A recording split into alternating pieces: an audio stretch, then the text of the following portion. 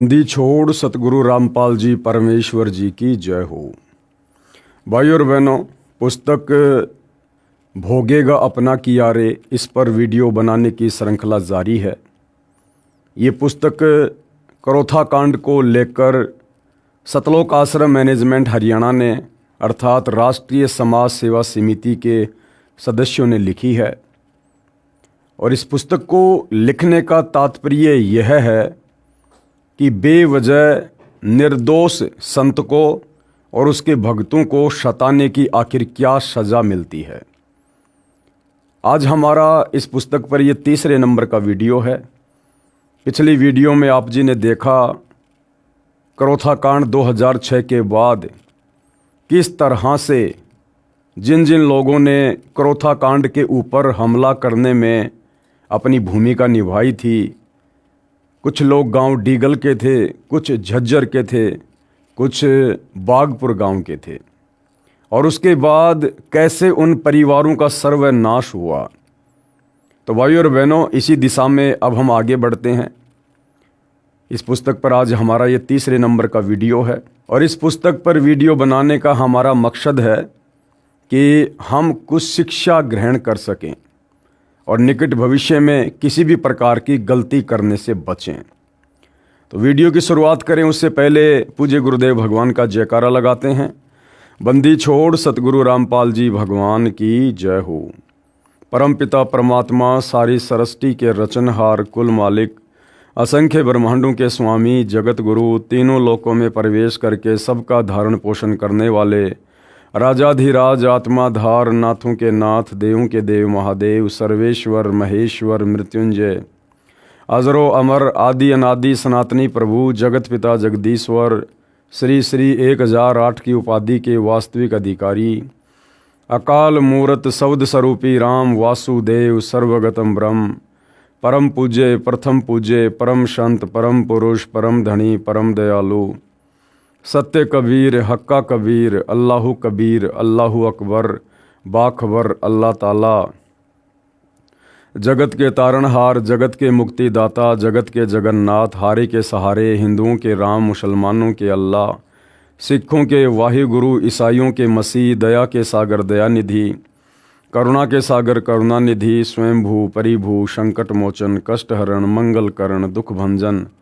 अविगत कबीर, निर्विकार निर्विषम परमात्मा, अलय अलेख सतगुरु, आदि अनादि सतगुरु, असली मर्यादा पुरुषोत्तम, असली राम, असली कृष्ण, असली घनश्याम, असली मुरारी, राजाओं के राजा, महाराजाओं के महाराजा, शहंशाहों के शहंशाह, सम्राटों के सम्राट, भगवानों के भगवान, अल्लाहों के अल्लाह, प्रभुओं के प्रभु, मसीहाओं के मसीह, सच्चे वाहिगुरु, बाबाओं के बाबा, पीरों के पीर, सेठों के सेठ, जगत सेठ, सावड़सा सेठ, सर्वगुण संपन्न, अनंत कोटि कलाओं के स्वामी, अनंत कोटि ब्रह्मांड के नायक, योगियों में महायोगी, ध्यानियों में महाध्यानी, सिद्धों में परम सिद्ध, ज्ञानियों में तत्वज्ञानी, ब्रह्मज्ञानी, महाज्ञानी, परम ज्ञानी, सर्वश्रेष्ठ ज्ञानी, विज्ञानी, युवा कबीर, समर्थ कबीर, असमवात, अमित ओजा, सच्चे रहनुमा, करीम अल्लाह, सुभान अल्लाह, दुनिया के अंतिम पैगंबर,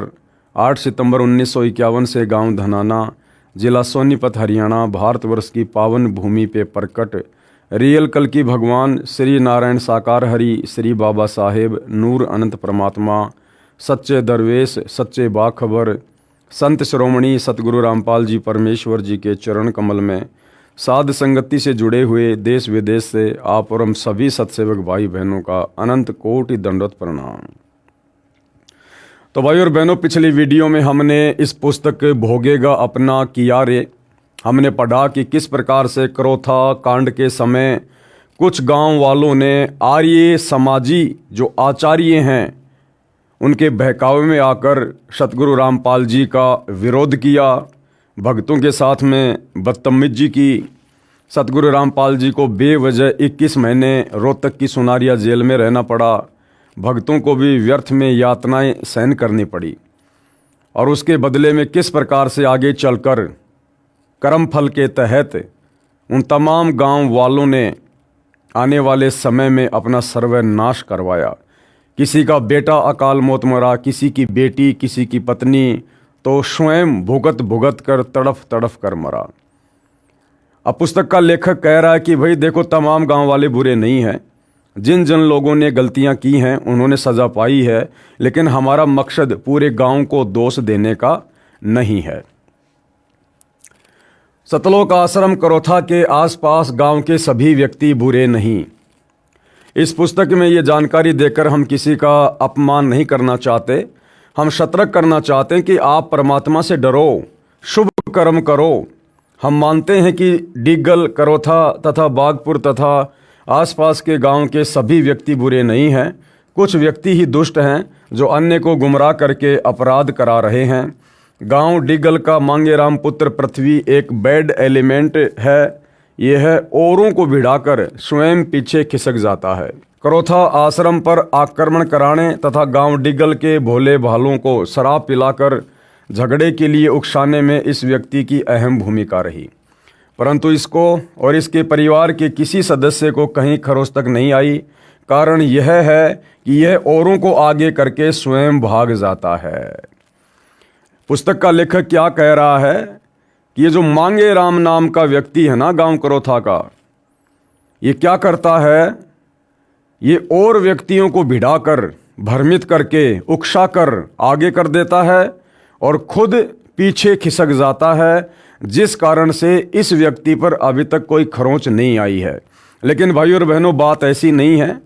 चाहे खुद आगे आकर गलती करो, चाहे किसी दूसरे को उकसाकर गलती करवाओ, दोष बराबर है।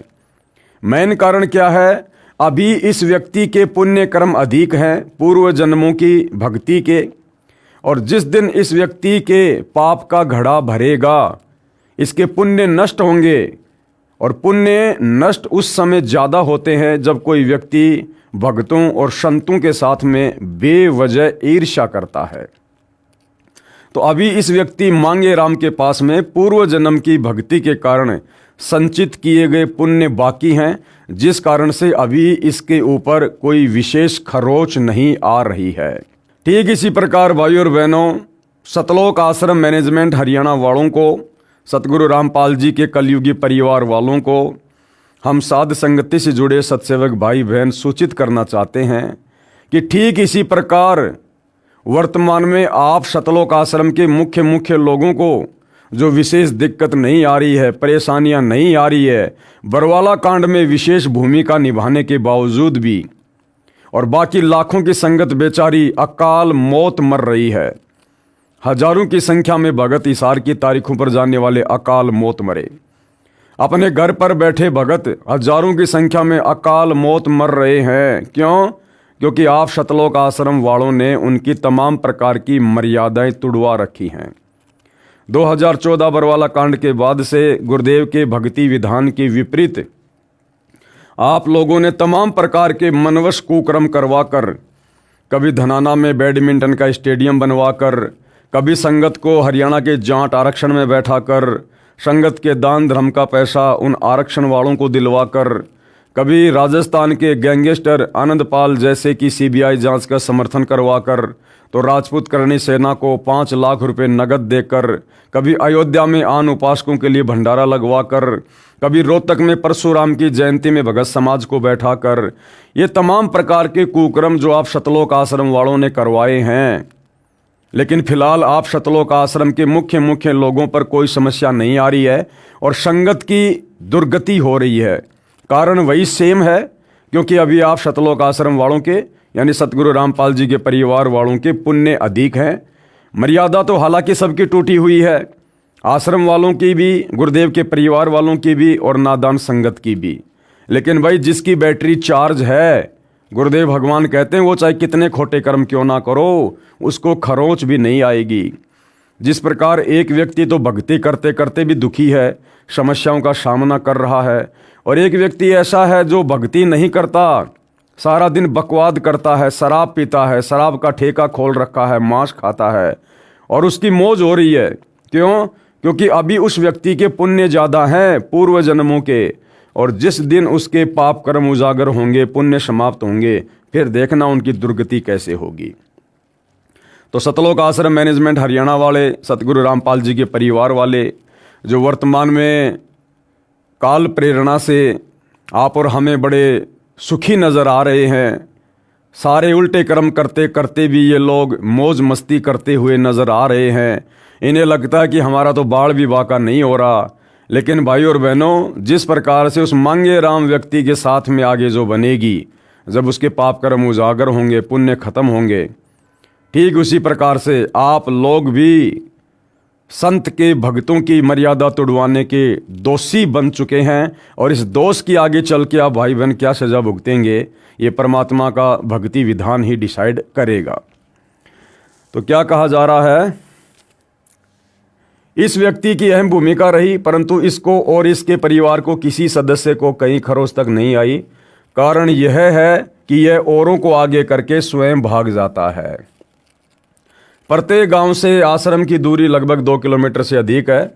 डिगल गांव से 4 किलोमीटर दूर है। आप जी को आश्रम के संत तथा भक्तों से क्या परेशानी थी?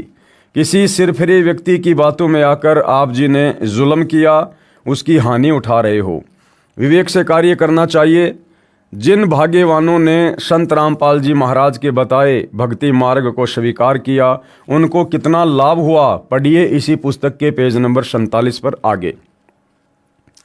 अब आगे क्या लिखा जा रहा है, डिग्गल गांव के तथा अन्य सर्व भगत सुखी। गांव डिग्गल में जितने भी आश्रम के भगत हैं, सर्व सुख से बसे हैं। भगत सुरेश दास पाना गांजा गांव डिग्गल का उदाहरण भी प्रत्यक्ष है। यह स्वयं शराब पीता था, नालियों में गिरा रहता था। इसकी धर्मपत्नी यशवंती को दौरे पड़ते थे। सुरेश ने शराब त्याग दी, वह देवता बन गया। बहन यशवंती, पत्नी सुरेश उसी समय से स्वस्थ हो गई। परमात्मा का कमाल देखिए कि भगत सुरेश के दोनों लड़के दिल्ली पुलिस में एक ही समय की भर्ती में नौकरी लग गए। एक पैसा नहीं लगा। गांव वालों ने कहा कि कितने रुपए दिए रिश्वत के?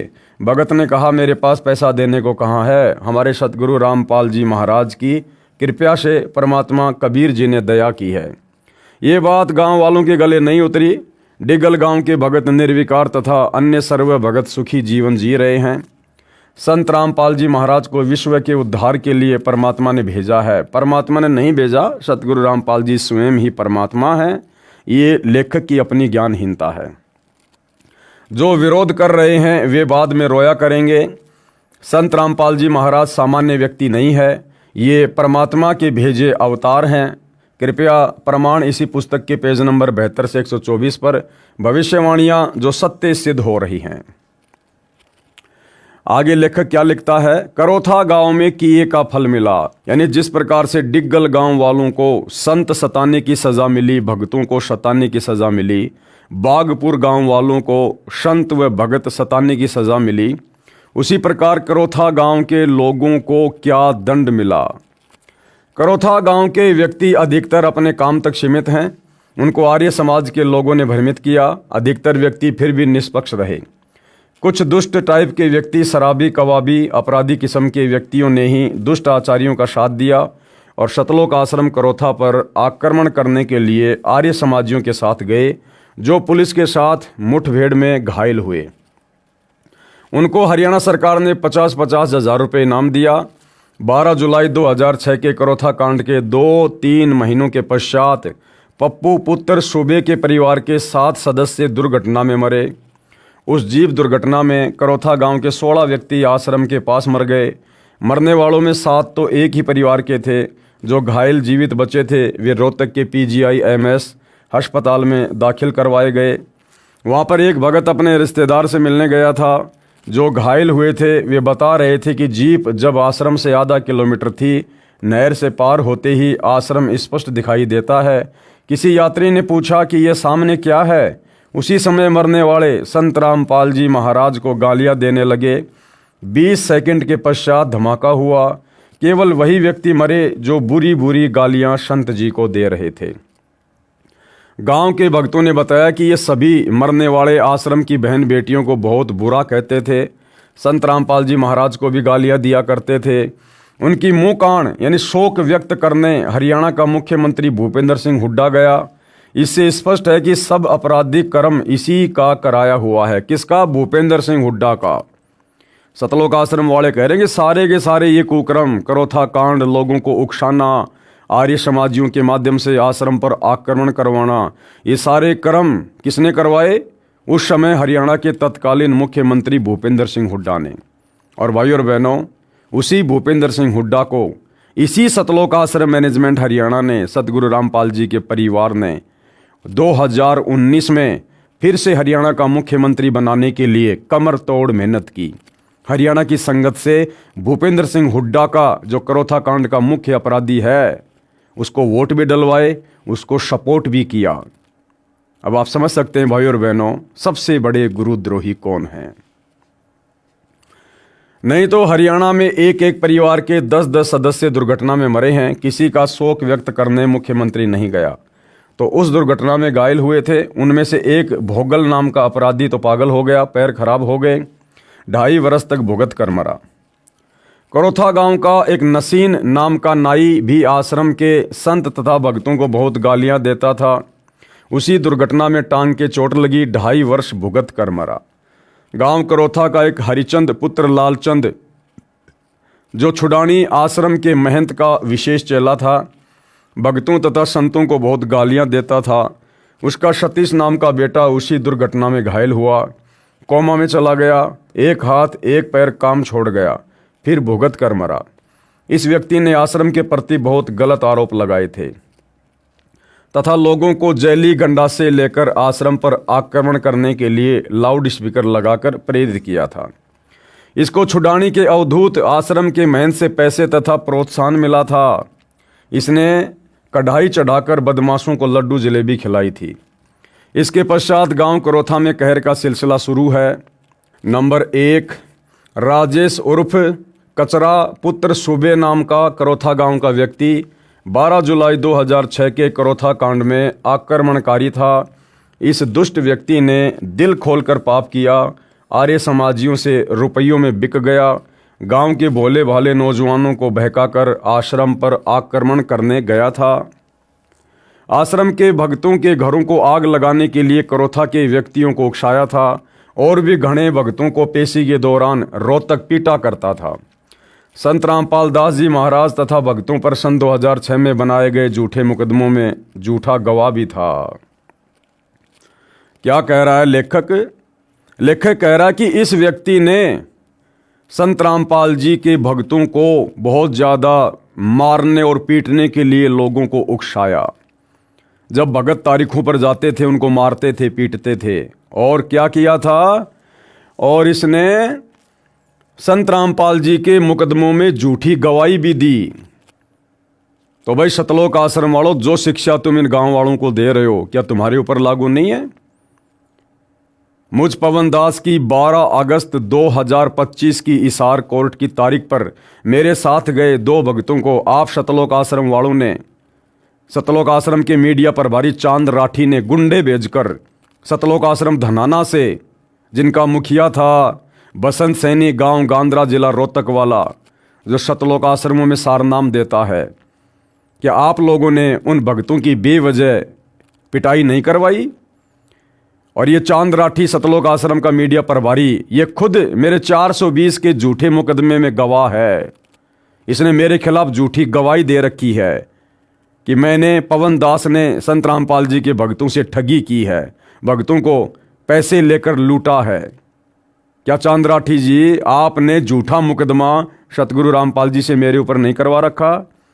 क्या आपने झूठा मुकदमा धार्मिक भावना भड़काने का झज्जर के बहादुरगढ़ में मेरे ऊपर नहीं लगवा रखा? क्या आपने झूठा मुकदमा मेरे ऊपर सोनीपत के बड़ौदा थाने में नहीं लगवा रखा?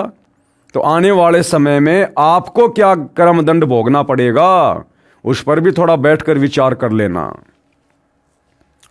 इस अपराधी ने अपने साथ अपने बाप को बेमौत मरवाया।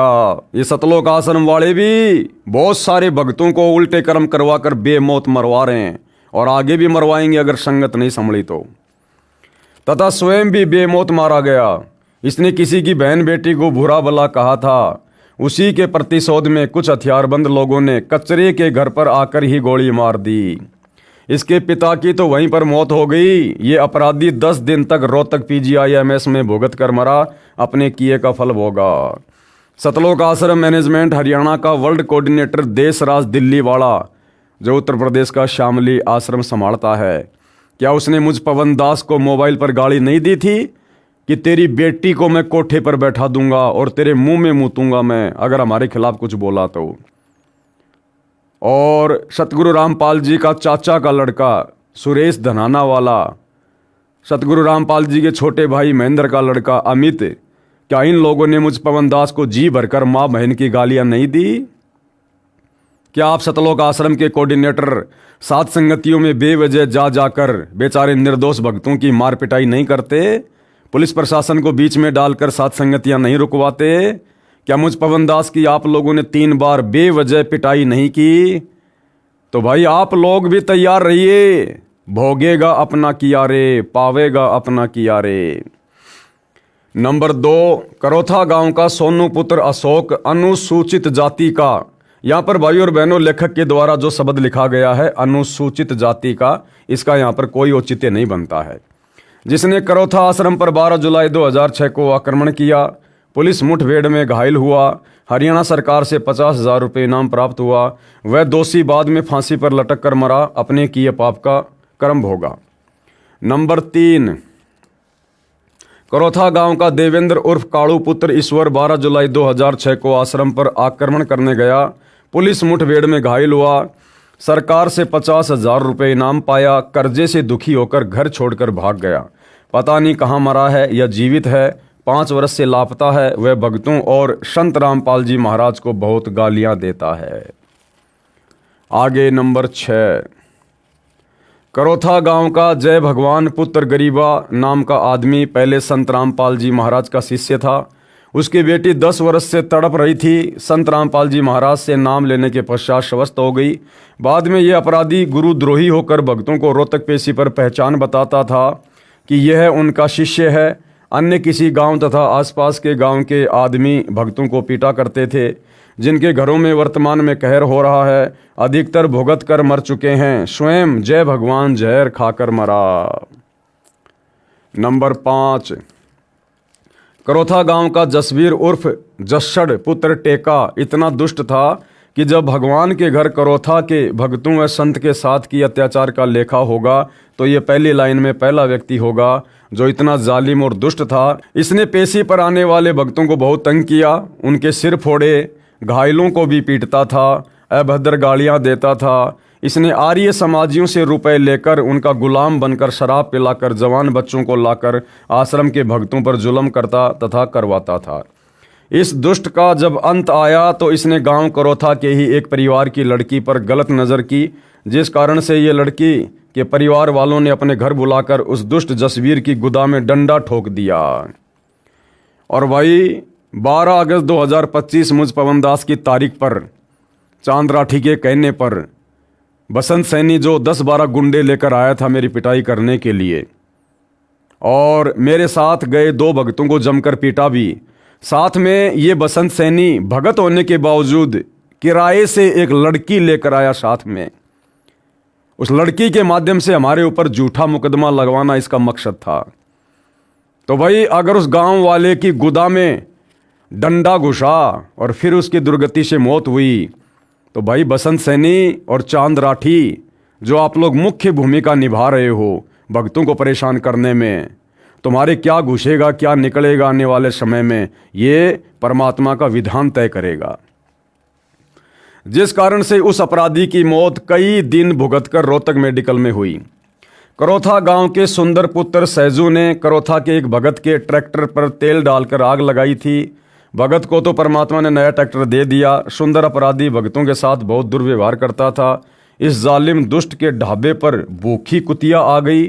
उसको रोटी डालना तो दूर, तेल डालकर जिंदा जला दिया। इससे अंदाज़ा लगाया जा सकता है कि वह अपराधी भक्तों को कितना सताता होगा। इसने अपने किए का दंड भोगा। इसकी दिमाग की नस फट गई, 4 वर्ष बेहोश कोमा में रहा, तब इस अपराधी का अंत हुआ।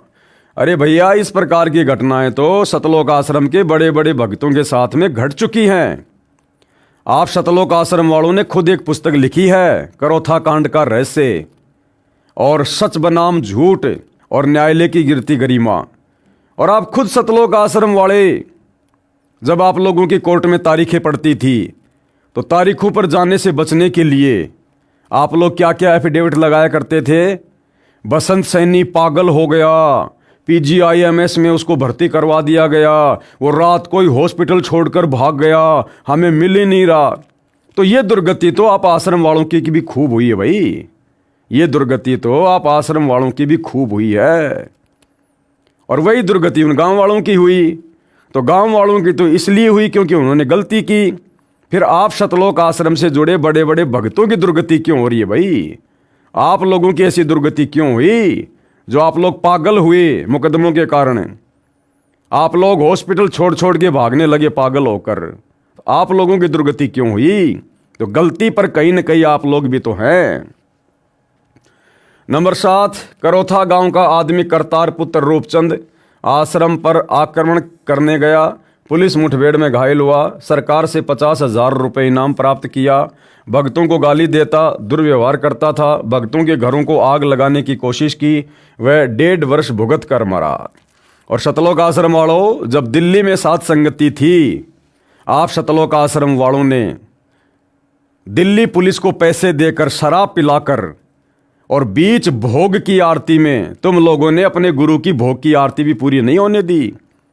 परमात्मा की फोटोएं नीचे गिरा दी, ज्योति नीचे गिरा दी, हलवा नीचे गिरा दिया, और बीच आरती में तुम सतलोक आश्रम वालों ने पुलिस के माध्यम से बेचारे भोले भाले सात संगति वाले भक्तों को मारना और पीटना शुरू किया, और मार मार कर उनको वहां से भगा दिया। और कुछ भक्तों को साथ में पुलिस ले गई और पुलिस ने बेरहमी से तुम लोगों के कहने पर उन भक्तों को पीटा। तो आने वाले समय में तुम्हारे साथ क्या होगा भैया? परमात्मा समदृष्टि है, पक्षपात नहीं करता, भोगेगा अपना किया रे।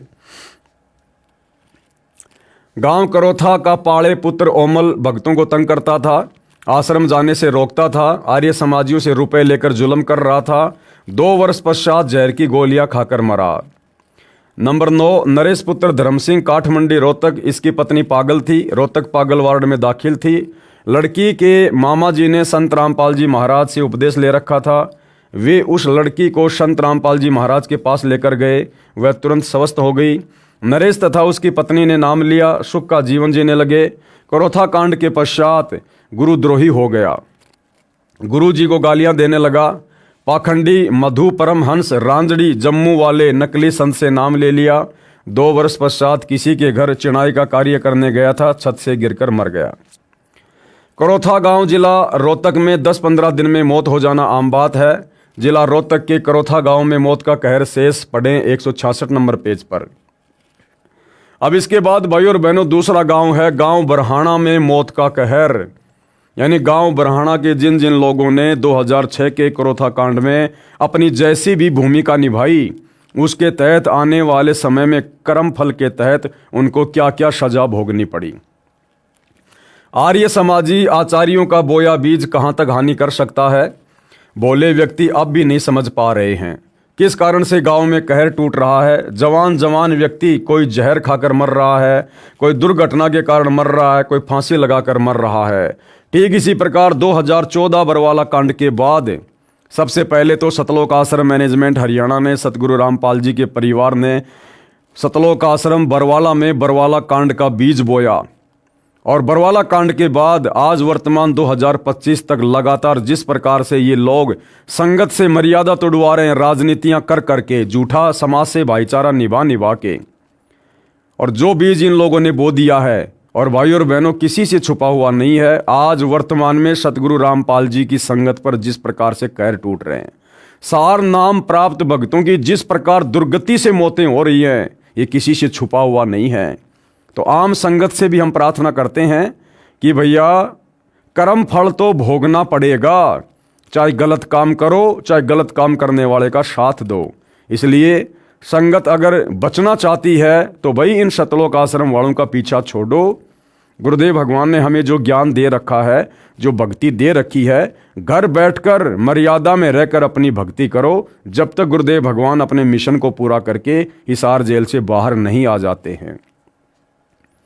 कोई फांसी लगाकर मर रहा है। इन्होंने भी आर्य समाजियों के बहकावे में आकर दिल खोलकर संत रामपाल जी महाराज की निंदा की थी, गालियां दी थी। यह कहर तभी समाप्त होगा जब ये लोग परमात्मा के ज्ञान को समझेंगे, और संत रामपाल जी महाराज जी से दीक्षा लेकर भक्ति करेंगे। अरे दीक्षा लेकर भक्ति करने वाले आप सतलोक आश्रम वाले भगत ही अभी तक संत रामपाल जी को नहीं समझे। आप लोग ही अभी तक उनकी मर्यादाओं को ठीक से समझकर ज्ञान को आधार बनाकर भक्ति नहीं कर पा रहे।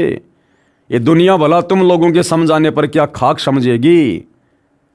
दुनिया के ऊपर उन लोगों के शब्दों का असर होता है जो खुद मर्यादा में रहकर भक्ति करता है और सत्कर्म करता है। आज तुम सतलोक आश्रम वालों ने जिस प्रकार से 2014 बरवाला कांड के बाद कुकर्म करके हिसार जेल में बैठकर अपने गुरु को खून के आंसू रुलवाए हैं, ये किसी से छुपा हुआ नहीं है। तो तुम्हारे शब्दों का असर दुनिया पर भला कैसे होगा।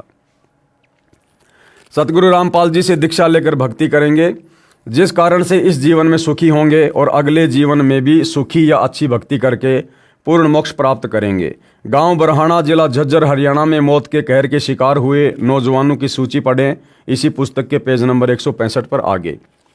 विशेष यही दशा करोथा आश्रम के आसपास के अन्य गांव की है। यहाँ पुस्तक विस्तार के कारण नहीं लिख रहे हैं। उस क्षेत्र को किसने क्या दिया, इन दुखदायी घटनाओं को याद करके हमारी आत्मा रो रही है, क्योंकि ये भी इंसान थे, परंतु दुष्ट व्यक्तियों ने अपने स्वार्थ के कारण ये हाल करा दिया। यदि सत्य को जान लेते तो पाप से बच जाते और ये दिन ना देखने पड़ते। इन आर्य समाजी आचार्यों ने क्या दिया इन गांवों को, जो आप पढ़ चुके हैं, और संत रामपाल जी महाराज ने क्या दिया इन गांवों को। संत रामपाल जी महाराज के ज्ञान को सुनकर भक्तों ने सर्व बुराई त्याग दी, स्वच्छ जीवन जी रहे हैं। प्रत्येक गांव में प्रमाण है, इसलिए हम बार बार निवेदन करते हैं कि आप सत्य असत्य को स्वयं जानें और भक्ति करके मनुष्य जीवन सफल करें। आर्य समाजियों ने शराब पिलाकर अपराध कराए और मासूम लोग मरवाए। तुम सतलोक आश्रम वालों ने भी दिल्ली पुलिस वालों को शराब पिलाकर पैसे देकर साथ संगति में कितने भक्तों की पिटाई करवाई भाई, बताइए। तो कर्म तो आप भी वैसे ही कर रहे हो, और जैसी सज़ा उन लोगों ने पाई, भाई समय आने पर परमात्मा के दरबार में सज़ा आप भी पाओगे। आर्य समाजियों ने शराब पिलाकर अपराध कराए और मासूम लोग मरवाए। मृत्यु तो भक्तों की भी होगी, परंतु इस मृत्यु में और जो व्यक्ति पाप कर्म कर रहे हैं उस मृत्यु में बहुत अंतर है।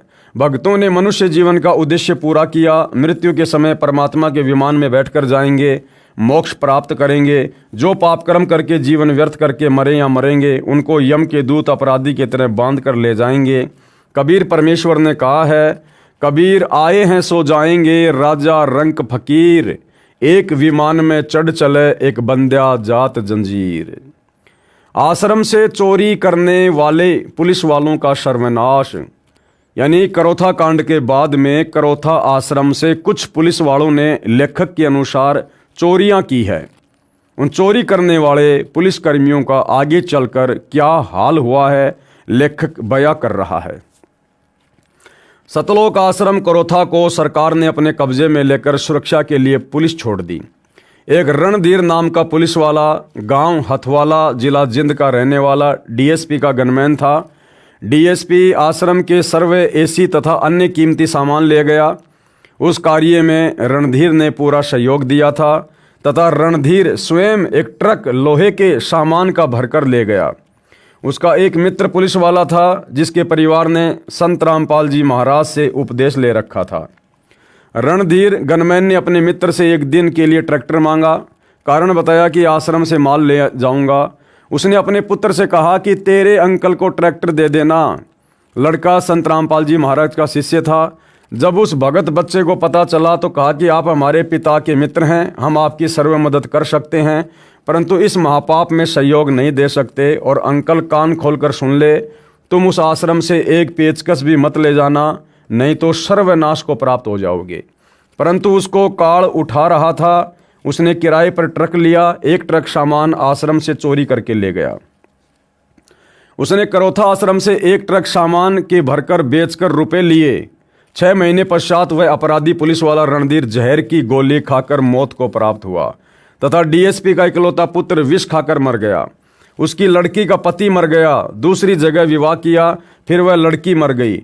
स्वयं शुगर का मरीज है, पैर का अंगूठा तथा उंगली गलकर कट गई।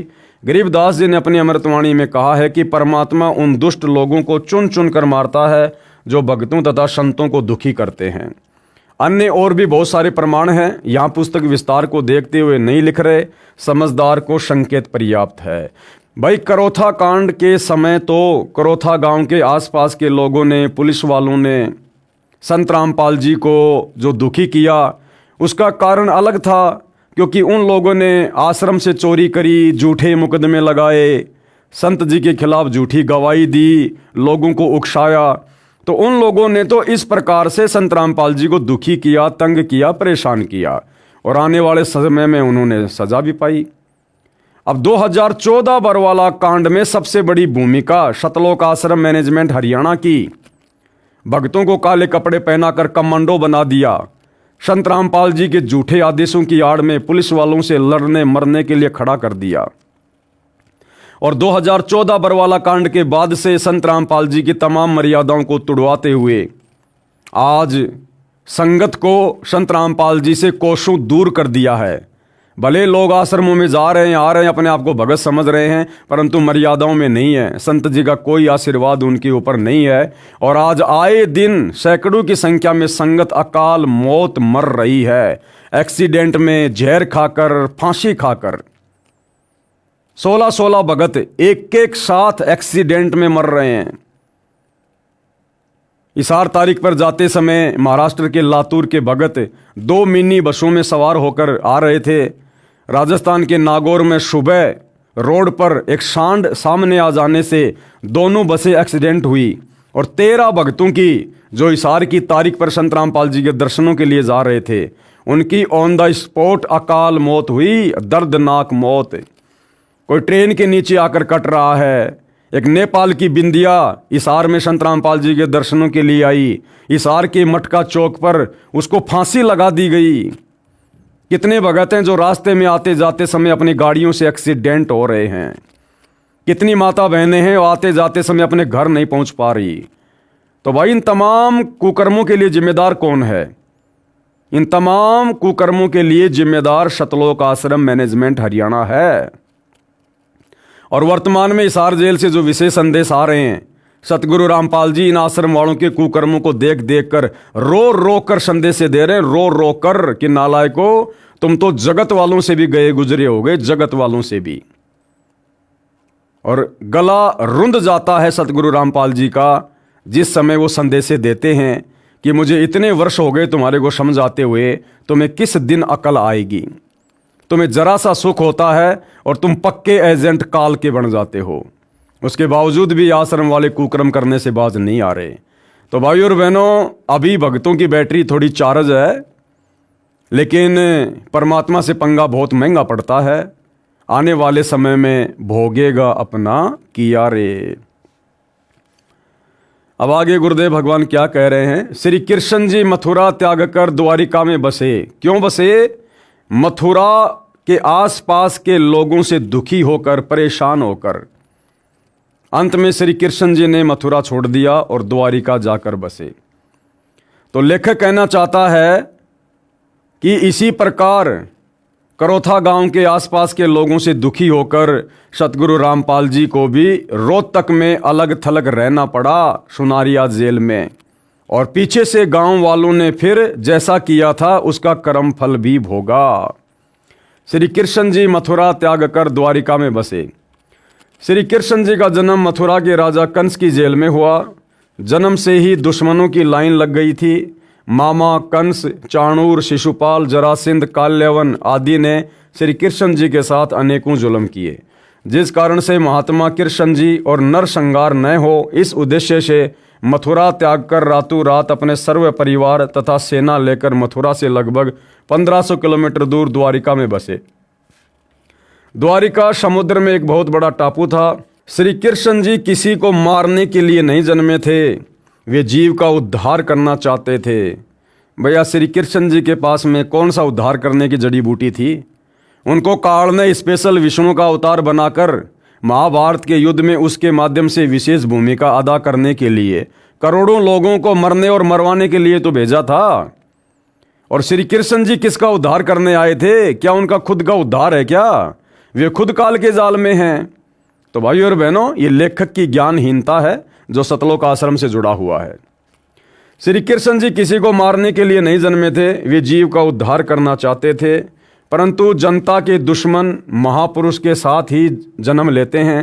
वे दुष्ट व्यक्ति महापुरुष के साथ झगड़ा कर अपने कर्म खराब करते हैं, अपना इतिहास खराब करते हैं, जिसके परिणाम स्वरूप भविष्य में निंदा के पात्र बनते हैं तथा घोर पाप के भागी बनते हैं। ठीक है भाई, लेखक के अनुसार किसी महापुरुष के साथ में दुष्ट व्यक्तियों का भी जन्म होता है और वे दुष्ट व्यक्ति आगे चलकर अपने कर्म बिगाड़ते हैं, फिर महापाप के भागी बनते हैं।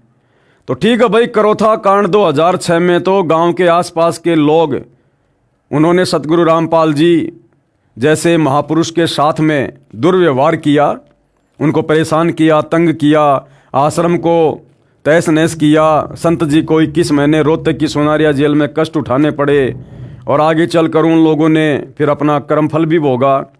लेकिन भाई 2014 बरवाला कांड, जरा उस पर भी एक नज़र डाल लो। अरे 2014 के बरवाला कांड में भाई ना तो डिग्गल गांव के लोगों की कोई भूमिका, ना बागपुर वालों की, ना करोथा वालों की, ना झज्जर वालों की, ना आर्य समाजियों की, ना उनके आचार्यों की, ना किसी धर्मगुरु के, ना किसी राजनेता की। 2014 करोथा कांड में तो सीधी सीधी भूमिका सतगुरु रामपाल जी के परिवार की और आश्रम में रहने वाले परमानेंट सेवादारों की, बड़े बड़े भक्तों की। तो भैया आने वाले समय में आप लोगों के साथ में फिर क्या होगा? क्या आप उन दुष्ट लोगों की श्रेणी में नहीं है जिन्होंने महापुरुष के साथ साथ में जन्म लिया है? और ये बात भाई और बहनों दास आपको बहुत बार क्लियर कर चुका है कि ये काल, ये भी कोई छोटी मोटी शक्ति नहीं है। ये परमात्मा के आसपास ही अपने दूतों को पैदा करता है, जन्म देता है, चाहे उस कुल में, उस परिवार में उनके भाई के रूप में, चाहे बेटा बेटी के रूप में, चाहे रिश्तेदारों के रूप में। जब परमात्मा ने 650 साल पहले अपने मार्ग को चलाया तो काल ने कमाल नाम के लड़के को भेज दिया और वही कमाल आगे चलकर गुरुद्रोही हुआ, जिसको सतगुरु ने अपने बच्चे की तरह पाला पोसा, अपने साथ में रखा। फिर परमात्मा कबीर जी ने धर्मदास जी के माध्यम से अपने मार्ग को आगे बढ़ाने की सोची तो काल ने पहले ही धर्मदास के परिवार में उसके पुत्र नारायण दास के रूप में अपना मृत्युअंधा नाम का दूत भेज दिया था। इसी प्रकार भाई और बहनों, जब गरीबदास जी आए तो भी विशेष तौर पर लोगों ने उनकी बातों को स्वीकार नहीं किया। नानक जी के दोनों बेटे अंत में उनके दुश्मन हो गए, अलग से उन्होंने अपना पंथ शुरू कर दिया। और जब 8 सितंबर 1951 को पुणे सतगुरु रामपाल जी धरती पर आए तो साथ साथ काल ने उनके भाई के रूप में अपना दूत भेज दिया, उनके दोनों बेटों के रूप में आगे चलकर अपने दूत भेज दिए, उनके रिश्तेदारों के रूप में अपने दूत भेज दिए।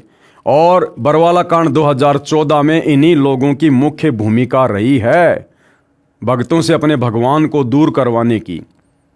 और वो निरंतर कोशिश आज भी जारी है। 2025 तक सतगुरु रामपाल जी के भक्ति विधान में गंदगी फैलाकर, मर्यादा तुड़वाकर भक्तों को भगवान से कोसों दूर करवाने की। तो भाई आने वाले समय में भोगेगा अपना किया रे। श्री कृष्ण भगवान के मथुरा से चले जाने के पश्चात वहाँ के जालिम लोगों ने अपनी विजय मानी तथा लड्डू बांटे थे। आज इतिहास गवाह है कि श्री कृष्ण तो पूजे हुए तथा विरोधियों का नाम कितनी नफरत से लिया जाता है। ठीक ये इतिहास करोथा कांड करके कुछ दुष्ट लोगों ने दोहरा दिया।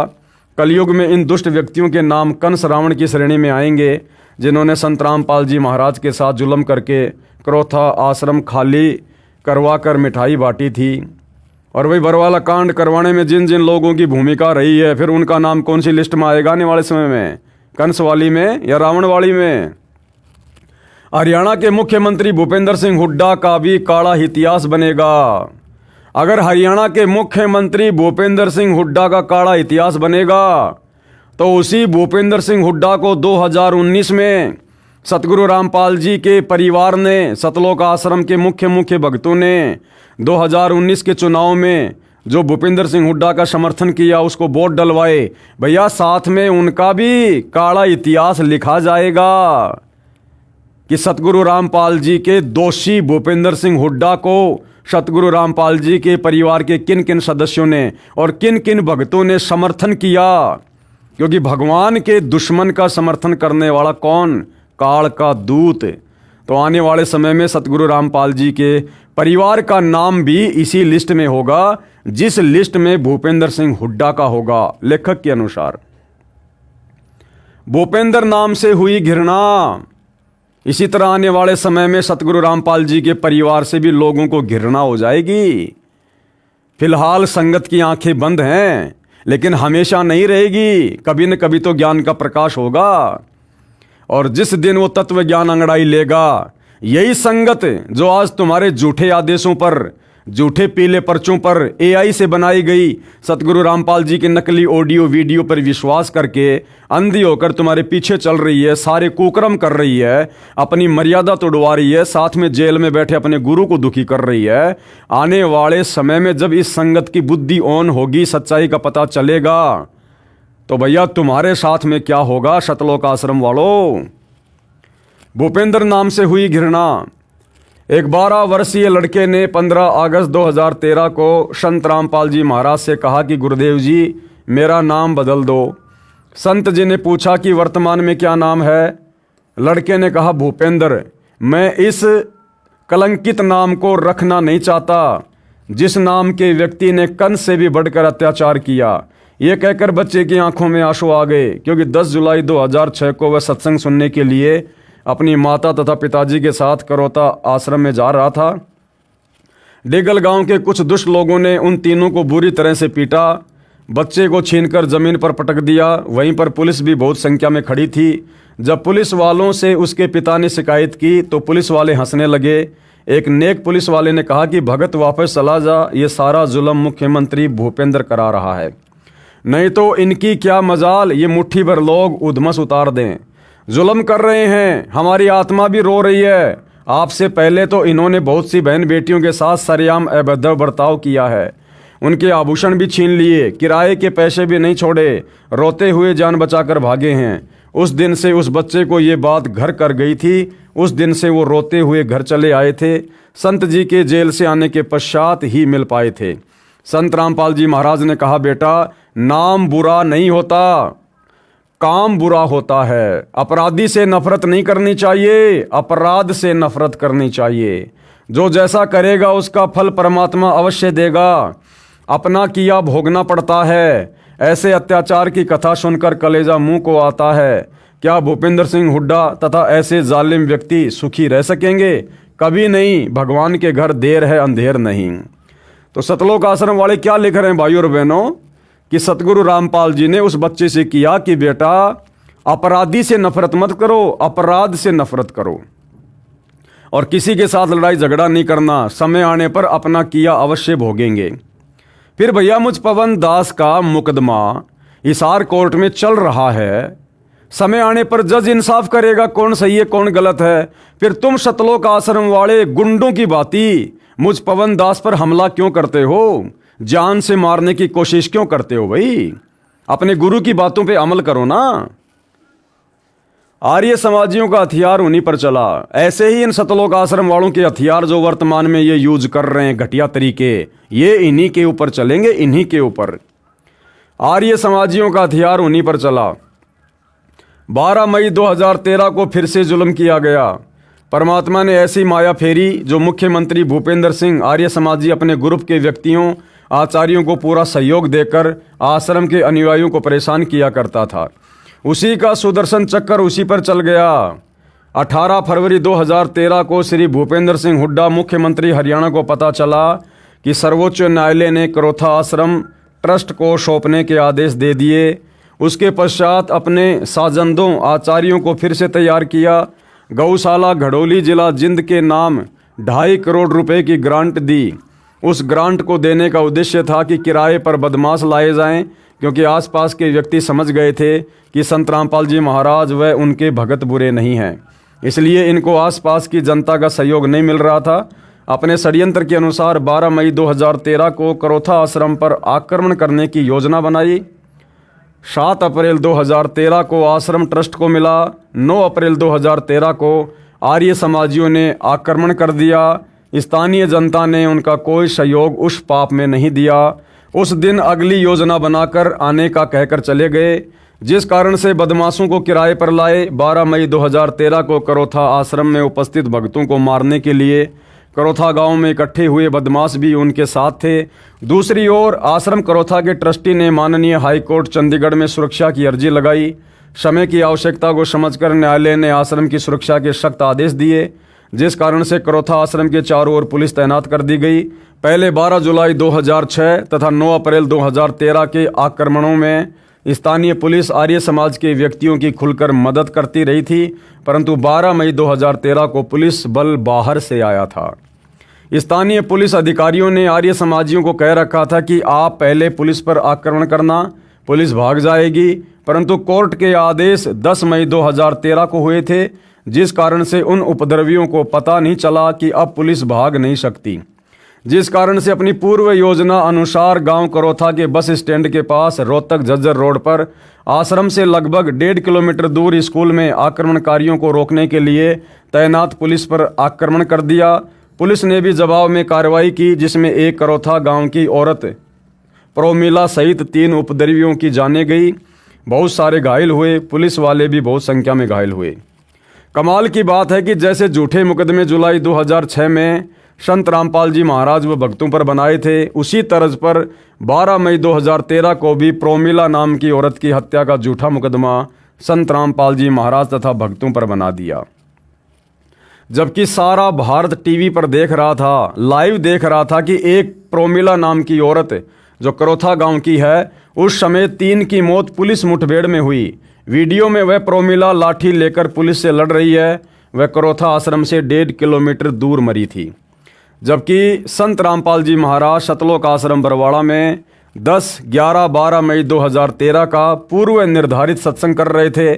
बरवाला जिला हिसार में है, करोथा गांव से लगभग 100 किलोमीटर दूर है।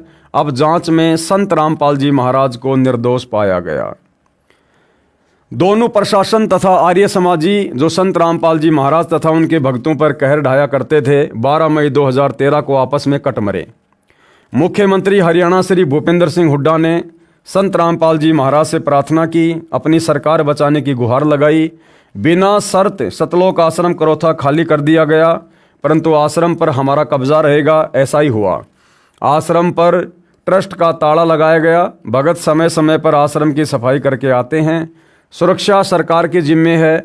यदि संत रामपाल जी महाराज ये परोपकार नहीं करते तो आश्रम को किसी कीमत पर सरकार खाली नहीं करवा सकती थी, क्योंकि सर्वोच्च न्यायालय के आदेश अनुसार करोथा आश्रम प्राप्त हुआ था। मिलिट्री भी आश्रम की सुरक्षा के लिए पहुंच गई थी, परंतु संत मान बढ़ाई नहीं चाहते, जनता की भलाई चाहते हैं। ये अनमोल कार्य महान संत ही कर सकते हैं। आश्चर्य की बात है कि मुख्यमंत्री श्री भूपेंद्र सिंह हुड्डा ने इतने बड़े परोपकार का भक्तों तथा संतों को क्या प्रतिफल दिया। कभी ये भी नहीं पूछा कि आप दुखी हो या सुखी हो। धन्यवाद करने का भी काम नहीं, परंतु हम तो उस विधान का पालन करते हैं, नेकी कर कुएं में डाल, जो बुरा करेगा उसका होगा बुरा हाल। भूपेंद्र सिंह हुड्डा का सुदर्शन चक्कर उसी पर चला। एक बार दुर्वासा ऋषि ने निर्दोष भगत अम्बरीश को मारने के लिए सुदर्शन चक्कर छोड़ा था। भगत अम्बरीश के चरण छूकर सुदर्शन चक्कर दुर्वासा ऋषि को मारने के लिए चल पड़ा। दुर्वासा ऋषि भागकर भगवान विष्णु जी के पास गया, परंतु विष्णु जी ने कहा कि तेरी जान अम्बरीश ही बख्श सकता है। उसी से क्षमायाचना कर दुर्वासा ऋषि ने वापस आकर भगत अम्बरीश के चरण पकड़कर अपनी गलती का एहसास किया, क्षमायाचना की। तब वह सुदर्शन चक्र शांत हुआ तथा दुर्वासा ऋषि की जान बची। इसी प्रकार 12 मई 2013 को मुख्यमंत्री भूपेंद्र सिंह अपनी देख रेख में सर्वे ऑपरेशन करा रहा था। जब देखा कि मेरे ही दोनों दायां बायां हाथ आर्य समाजी तथा पुलिस आपस में लड़ मरे तथा विरोधी पार्टियों के व्यक्तियों ने आर्य समाजियों का साथ दे दिया, भूपेंद्र की सरकार एक टांग पर खड़ी हो गई। तब मुख्यमंत्री हेलीकॉप्टर में बैठकर युद्ध को देखता हुआ यूपीए अध्यक्ष सोनिया के पास दिल्ली गया। सोनिया जी ने उसे गृह मंत्री भारत सरकार के पास भेज दिया। गृह मंत्री ने कहा कि संत रामपाल जी से क्षमायाचना कर, तभी तेरी सरकार बच सकती है। तब 13 मई 2013 को मध्यस्थ के माध्यम से यह सर्व कार्य सरल हुआ। अरे भैया, उदाहरण दे रहे हो राजा अम्बरीश का और दुर्वासा का, तो भैया दुर्वासा ऋषि तो अपनी जान बचाने के लिए डायरेक्ट राजा अम्बरीश के चरणों में गया था और पैर पकड़कर माफी मांगी थी। फिर तुम सतलोक आश्रम वालों ने भूपेंद्र सिंह हुड्डा की बात किसी मीडिएटर के माध्यम से क्यों सॉल्व की भाई? अगर उसने जुल्म किया था तो डायरेक्ट उसको संत रामपाल जी के चरणों में जाने देते। लेकिन भूपेंद्र सिंह हुड्डा को फिर भी अपनी गलती का एहसास नहीं था और वो संत रामपाल जी के चरण में पड़ना, माफी मांगना अपनी बेइज्जती मानता था। लेकिन ये सतलोक आश्रम वाले बीच में जो मीडिएटर हैं, जो मध्यस्थ हैं, ये हैं मान बढ़ाई के भूखे, और इन लोगों ने बीच में ही मामला रफा दफा कर दिया। सतगुरु रामपाल जी तक उस भूपेंद्र सिंह हुड्डा को नहीं पहुंचने दिया और ना भूपेंद्र सिंह हुड्डा संत रामपाल जी तक जाना चाहता था। लेकिन बीच में मान बढ़ाई के भूखे सतलोक आश्रम वाले, इन्होंने किसी मीडिएटर के माध्यम से मामले को रफा दफा करवा दिया। भूपेंद्र सिंह हुड्डा की 1.5 वर्ष की ताजपोशी भी महान संत सतगुरु रामपाल जी महाराज ने प्रदान की। विरोधी तो वही भूमिका कर रहे हैं जो मथुरा के दुष्ट लोग श्री कृष्ण जी के साथ किया करते थे। श्री कृष्ण जी की पूजा विश्व में हुई और विरोधी निंदा के पात्र बने तथा महापाप के भागी बने। जैसे मथुरा के व्यक्तियों ने श्री कृष्ण जी के मथुरा से चले जाने के पश्चात खुशी से मिठाई बांटी थी, वे श्री कृष्ण जी के अवतार धर्म में कोई बाधा नहीं बन सके, अपितु पाप के भागी बने। आज तक उनकी निंदा की जाती है। इसी प्रकार संत रामपाल जी महाराज को पूर्ण परमात्मा कबीर जी ने अवतार रूप में भेज रखा है। अरे भैया, सतगुरु रामपाल जी स्वयं अपने अवतार हैं, इनको भेजने वाला कोई सृष्टि में नहीं है। पढ़िए प्रमाण इसी पुस्तक के पेज नंबर 72 पर। दुष्ट व्यक्तियों ने मीडिया के माध्यम से संत रामपाल जी महाराज को कितना बदनाम किया, जनता तथा सरकार को विरोधी बना दिया, परंतु परमात्मा सदा सत्य का साथ देता है। संत रामपाल जी के कई लाख नए भगत बन गए, विरोधियों का विनाश हो रहा है। आगे लेखक क्या लिख रहा है? हरियाणा की जनता के साथ आर्य समाज के आचार्यों ने अपने स्वार्थवश बहुत बड़ा धोखा किया है। सतलोक आश्रम करोथा में सत्संग सुनकर हरियाणा के व्यक्ति संत रामपाल जी महाराज से दीक्षा लेकर सर्व बुराई त्याग कर निर्मल तथा सुखी जीवन जी रहे हैं। झूठी अफवाहें फैलाकर संत जी को बदनाम करके हरियाणा की जनता में घृणा का विष घोल दिया। झूठी अफवाहें फैलाकर, और बरवाला कांड 2014 में तमाम प्रकार की झूठी अफवाहें किसने फैलाई भाई? खुद सतलोक आश्रम के भक्तों ने, संत रामपाल जी के भाई ने, संत रामपाल जी के परिवार ने, सतलोक आश्रम मैनेजमेंट ने। और क्या क्या झूठी अफवाह फैलाई कि संत रामपाल जी भयंकर रूप से बीमार हैं, उनसे उठा भी नहीं जाता है, संत रामपाल जी को हार्ट की प्रॉब्लम है, संत रामपाल जी ढंग से देख भी नहीं सकते। और संत रामपाल जी के छोटे भाई महेंद्र ने तो यहां तक झूठी अफवाह फैलाई मीडिया के सामने, जो वीडियो अभी आपको दिखाएंगे, कि संत रामपाल जी तो आश्रम में ही नहीं है, जबकि पुलिस प्रशासन ने धारा 144 5 दिन पहले लगा दी। चिड़ी का बच्चा आश्रम से बाहर नहीं जा सकता। और संत रामपाल जी का छोटा भाई पूरे विश्व के सामने मीडिया के माध्यम से झूठ बोल रहा है, अफवाह फैला रहा है कि हमने परसों ही संत रामपाल जी को बाहर हॉस्पिटल में शिफ्ट कर दिया। अरे भैया, जमीन के अंदर ही अंदर से लेकर गए थे क्या, या आसमान से उड़ाकर लेकर गए थे? 5 दिन से तो धारा 144 लगी हुई थी, किसको मूर्ख बना रहे हो? तो ये तमाम प्रकार की झूठी अफवाहें खुद सतलोक आश्रम वालों ने फैलाई और पुलिस प्रशासन को आश्रम पर आक्रमण करने के लिए भड़काया। अब भाई, सतगुरु रामपाल जी का भाई अगर इस प्रकार का बेबुनियादी बयान देगा कि संत रामपाल जी आश्रम में नहीं है, तो पुलिस प्रशासन और क्या करेगा कि भाई फिर गए कहां संत रामपाल जी, कौन से रास्ते से गए? तो खुद पुलिस वालों को संत रामपाल जी के परिवार ने आश्रम पर आक्रमण करने के लिए उकसाया। ये देखिएगा छोटा सा वीडियो संत रामपाल जी के भाई महेंद्र का। और फिर पूरी दुनिया ने देखा, 2 दिन बाद में सतगुरु रामपाल जी उसी आश्रम से पुलिस वालों के साथ उनकी गाड़ी में बैठकर पंचकुला गए मोहाली मेडिकल करवाने के लिए। देखिएगा। हमारे साथ संत रामपाल जी के भाई महेंद्र दास भी मौजूद हैं। इनसे जानेंगे, महेंद्र दास जी, अचानक से हालात काफी बिगड़ते नजर आ रहे हैं, तो ऐसे तो काफी नुकसान होने की आशंका है। ऐसा हम तो शांतिपूर्ण तरीके से बैठे हैं, अपने आश्रम के अंदर हैं और ये बल प्रयोग करना चाहते हैं, हमें नाजायज तंग कर रहे हैं। लेकिन आश्रम के लोग भी जैसे टकराव की स्थिति में नजर आ रहे हैं, तो क्या कोई बीच का रास्ता नहीं निकल सकता? बीच का तो यही है कि माननीय न्यायाधीश को चाहिए कि अपने पर विचार करे। हमको डकैत नहीं है, इतना बड़ा ये केस नहीं है, एक कोर्ट की अवमानना केस उन्होंने खुद बनाया, खुद सुन रहे हैं, इसमें न्याय की उम्मीद है। लेकिन जिस तरह से पुलिस कह रही है यहाँ तो गिरफ्तारी करनी पड़ेगी क्योंकि हाईकोर्ट के आदेश हैं, तो क्या संत रामपाल आत्मसमर्पण कर सकते हैं? अब वो यहाँ है ही नहीं, तो स्वास्थ्य इलाज करवा रहे हैं, बाहर गए हैं, उनको बाहर शिफ्ट कर दिया हमने परसों। लेकिन क्या वो आत्मसमर्पण करने के लिए तैयार हो जाएंगे? अगर हमारी हाई कोर्ट में बेल कैंसिल करते हैं तो नहीं होंगे, तो नाजायज बेल कैंसिल करने जा रहे हैं। आज उस पर सुनवाई है। अब उस केस का इस अवमानना से क्या लिंक था? ये अवमानना बनाई इसीलिए गई थी कि उस बेल कैंसिल करके अंदर ठोक दें। एक सबसे बड़ा सवाल यही है कि आपका कहना है कि संत रामपाल आश्रम के अंदर मौजूद नहीं है। अगर संत रामपाल आश्रम के अंदर मौजूद नहीं है तो क्यों फिर पुलिस को रोका जा रहा है? पुलिस अगर जाकर के चेक करती है संत रामपाल नहीं होंगे तो पुलिस वापस चली जाएगी। क्योंकि यहाँ कल एसडीएम ने और डीसी ने बताया, एसडीएम आदेश पड़ रहा था कि हमने इसको सील कर लिया है, नाजायज तरीके से सील करने के आदेश दिए, अपने आश्रम को नहीं छोड़े, आश्रम की सुरक्षा के लिए बैठे हैं अब हम। ठीक है जो। तो ये थे महेंद्र दास, संत रामपाल के भाई हैं और जो आश्रम के प्रवक्ता राज कपूर ने हमसे बात की। इनका कहना है कि आश्रम के लोग किसी भी हाल में पीछे नहीं हटेंगे, यानी कि अगर पुलिस आगे जाएगी तो इनका कहना है कि यह लोग अपनी जान तक देने के लिए तैयार हैं। यानी कि सीधा सीधा कह सकते हैं कि टकराव की स्थिति यहाँ पर पैदा हो चुकी है। अब देखना होगा कि ऐसे हालातों में आखिर इस मामले का निपटारा कैसे होगा, कैसे हाईकोर्ट के आदेश का पालन होगा और कैसे हो पाएगी संत रामपाल की गिरफ्तारी। कैमरामैन सुमित क्लियर के साथ नृपिंदर सिंह ब्राड, एबीपी न्यूज, बरवाला, हिसार। तो भाई और बहनों, करोथा कांड में जिस प्रकार से गांव वालों ने, आर्य समाजियों ने और सरकार ने जो भूमिका निभाई थी, वो सेम टू सेम भूमिका 2014 के करोथा कांड में सतगुरु रामपाल जी के परिवार ने, उनके दोनों बेटों ने, उनके भाई ने, उनके रिश्तेदारों ने और इन तमाम कोऑर्डिनेटरों ने निभाई है।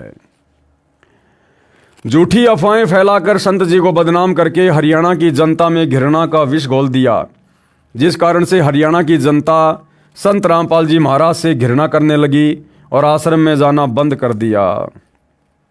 अनमोल अवसर चूक रहे हैं। ये आचार्य यही चाहते हैं कि किसी तरह जनता संत रामपाल जी महाराज का सत्संग सुनना बंद कर दे, और वही कार्य बरवाला कांड में सतलोक आश्रम वालों ने किया कि लोग संत रामपाल जी का सत्संग ही सुनना बंद कर दें।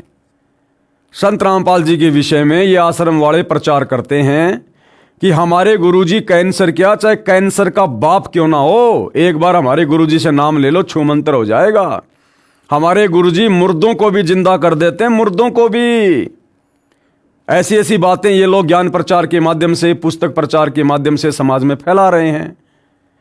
और बरवाला कांड में इन्हीं लोगों ने मीडिया के सामने दुनिया को यह भी संदेशा दिया कि आज की तारीख में हिंदुस्तान में संत रामपाल जी से बड़ा रोगी, बीमार आदमी दूसरा कोई नहीं है।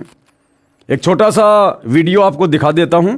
उस समय सतलोक आश्रम के मीडिया प्रभारी राज कपूर का, जिसने साफ साफ मीडिया को कहा कि संत रामपाल जी की हालत बेड से उठने की भी नहीं है।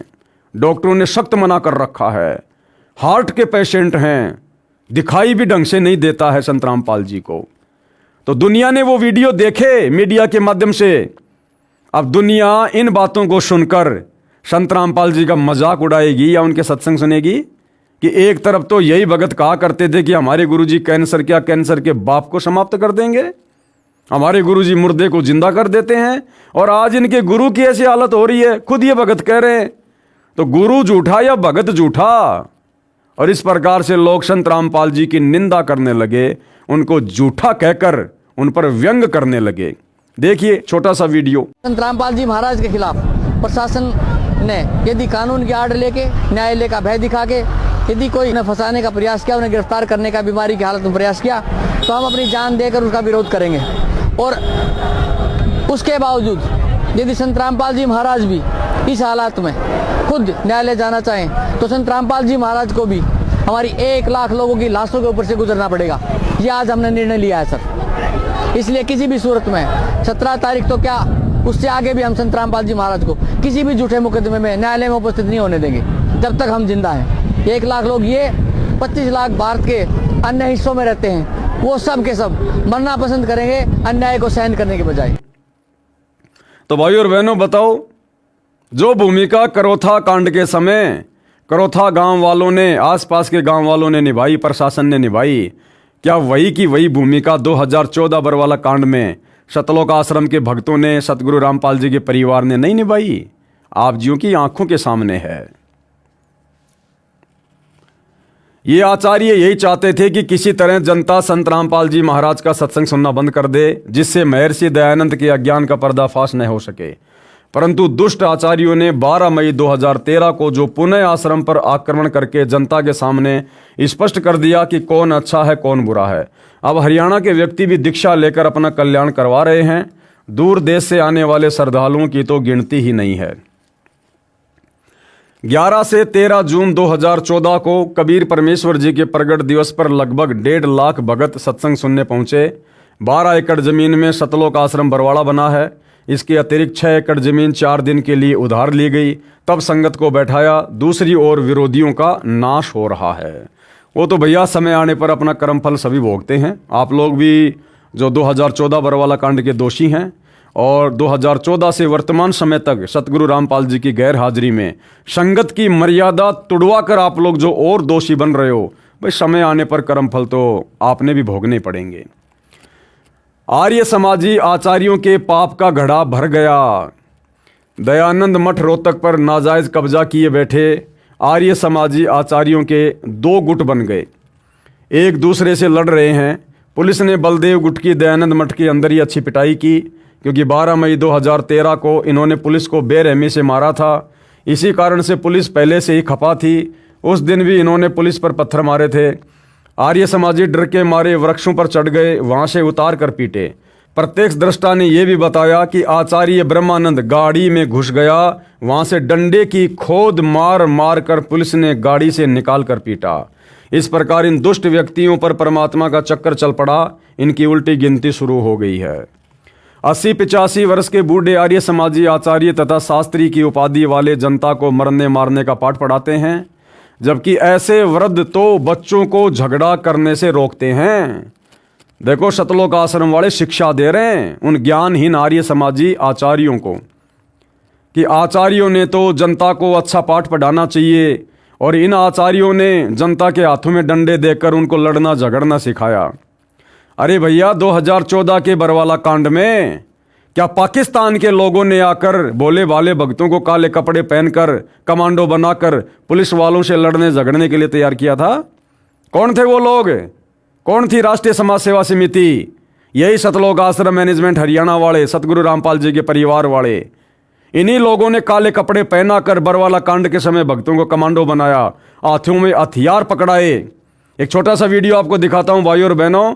सतलोक आश्रम के एक अन्य मीडिया प्रभारी राहुल का, जो कि सतलोक आश्रम में जिस समय सतगुरु रामपाल जी सत्संग किया करते थे, वो सत्संगों को रिकॉर्ड करने की सेवा किया करता था। जो व्यक्ति वर्तमान में जमानत पर बाहर है और इन आश्रम वालों ने जो सान न्यूज चैनल खोल रखा है उसमें रिपोर्टर है। इस व्यक्ति ने सरेआम बरवाला कांड के समय मीडिया के प्रश्नों का जवाब देते हुए कहा, जब मीडिया वालों ने कहा कि भैया ये इस प्रकार से जो तुमने कमांडो खड़े कर रखे हैं भक्तों को हाथों में हथियार देके, ये इस प्रकार से बीमार बाबा की तबीयत को कैसे ठीक करेंगे? अरे बाबा अगर बीमार है तो उसके लिए तो भक्तों ने हाथ जोड़ के भगवान से प्रार्थना करनी चाहिए, और भगत तो गुंडे बन के खड़े हुए हैं यहां पर। तो वो व्यक्ति राहुल कहता है कि ये जितने भी व्यक्ति हैं जो डंडे लेकर खड़े हैं काले कपड़े पहनकर, ये संत रामपाल जी के भगत नहीं हैं, ये राष्ट्रीय समाज सेवा समिति के सदस्य हैं। अरे तो राष्ट्रीय समाज सेवा समिति कोई पाकिस्तान की थी क्या? तुम आश्रम वालों ने तो आश्रम के भक्तों को काले कपड़े पहना कर खड़ा किया था। 2010 में सतलोक आश्रम में सतगुरु रामपाल जी के दोनों बेटों ने, उनके भाई ने तो ये संगठन खड़ा किया था, और कह रहा कि ये जितने भी लोग हैं इनके हाथों में पहले भी हथियार नहीं थे, पहले भी इनके हाथों में डंडे थे। तो डंडे भक्तों के हाथों में शोभा देते हैं क्या? डंडा हथियार नहीं होता क्या? डंडा तुम्हारे सर पर मार दिया जाए तो वो काम नहीं करेगा क्या? और कह रहा है कि ये देखिए संत रामपाल जी के भगत नहीं है, ये राष्ट्रीय समाज सेवा समिति के सदस्य हैं। अरे भैया, जो संत रामपाल जी का भगत ही नहीं था, फिर ऐसे लोगों को तुमने कमांडो क्यों बनाया? ऐसे लोगों को तुमने कमांडो बनाकर क्यों वहां पर खड़ा किया? भाई विचार करने की बात है। ये सतलोक आश्रम वाले करोथा कांड के दोषियों को ये कहकर धिक्कार रहे हैं कि भाई आर्य समाजी आचार्यों ने किराए से गुंडे लाकर करोथा कांड में आश्रम पर आक्रमण करवाया। और ये खुद कह रहे हैं इस वीडियो के माध्यम से कि ये जितने भी काले कपड़े वाले हैं जिनके हाथों में डंडे हैं, ये संत रामपाल जी के भगत नहीं है, ये राष्ट्रीय समाज सेवा समिति के सदस्य हैं। तो भैया जो सतगुरु रामपाल जी का भगत नहीं है वो क्यों अपना सिर फुड़वाने के लिए सतलोक आश्रम में जाकर डंडा लेकर खड़ा होगा? इसका मतलब वो किराए पर लेके आए थे तुम लोग। फिर तुम आश्रम वाले भी तो पुलिस वालों को मरवाने के लिए किराए पर गुंडे लेके आए थे। एक बार ये वीडियो देख लो भाई और बहनों, इनकी सारी काली करतूतें सामने आ जाएंगी, देखिएगा। आखिर हाथ में हथियार उठाकर बाबा के समर्थक बीमार बाबा की तबीयत कैसे ठीक कर सकते हैं? पहले इनके पास हथियार था, अब डंडा क्यों? देखिए, ये संत रामपाल जी महाराज जी के अनुयायी नहीं है सब, ये राष्ट्रीय समाज सेवा समिति के कमांडो हैं। और राष्ट्रीय समाज सेवा समिति के कमांडो यहाँ पर सारे सुरक्षा व्यवस्था देखते हैं।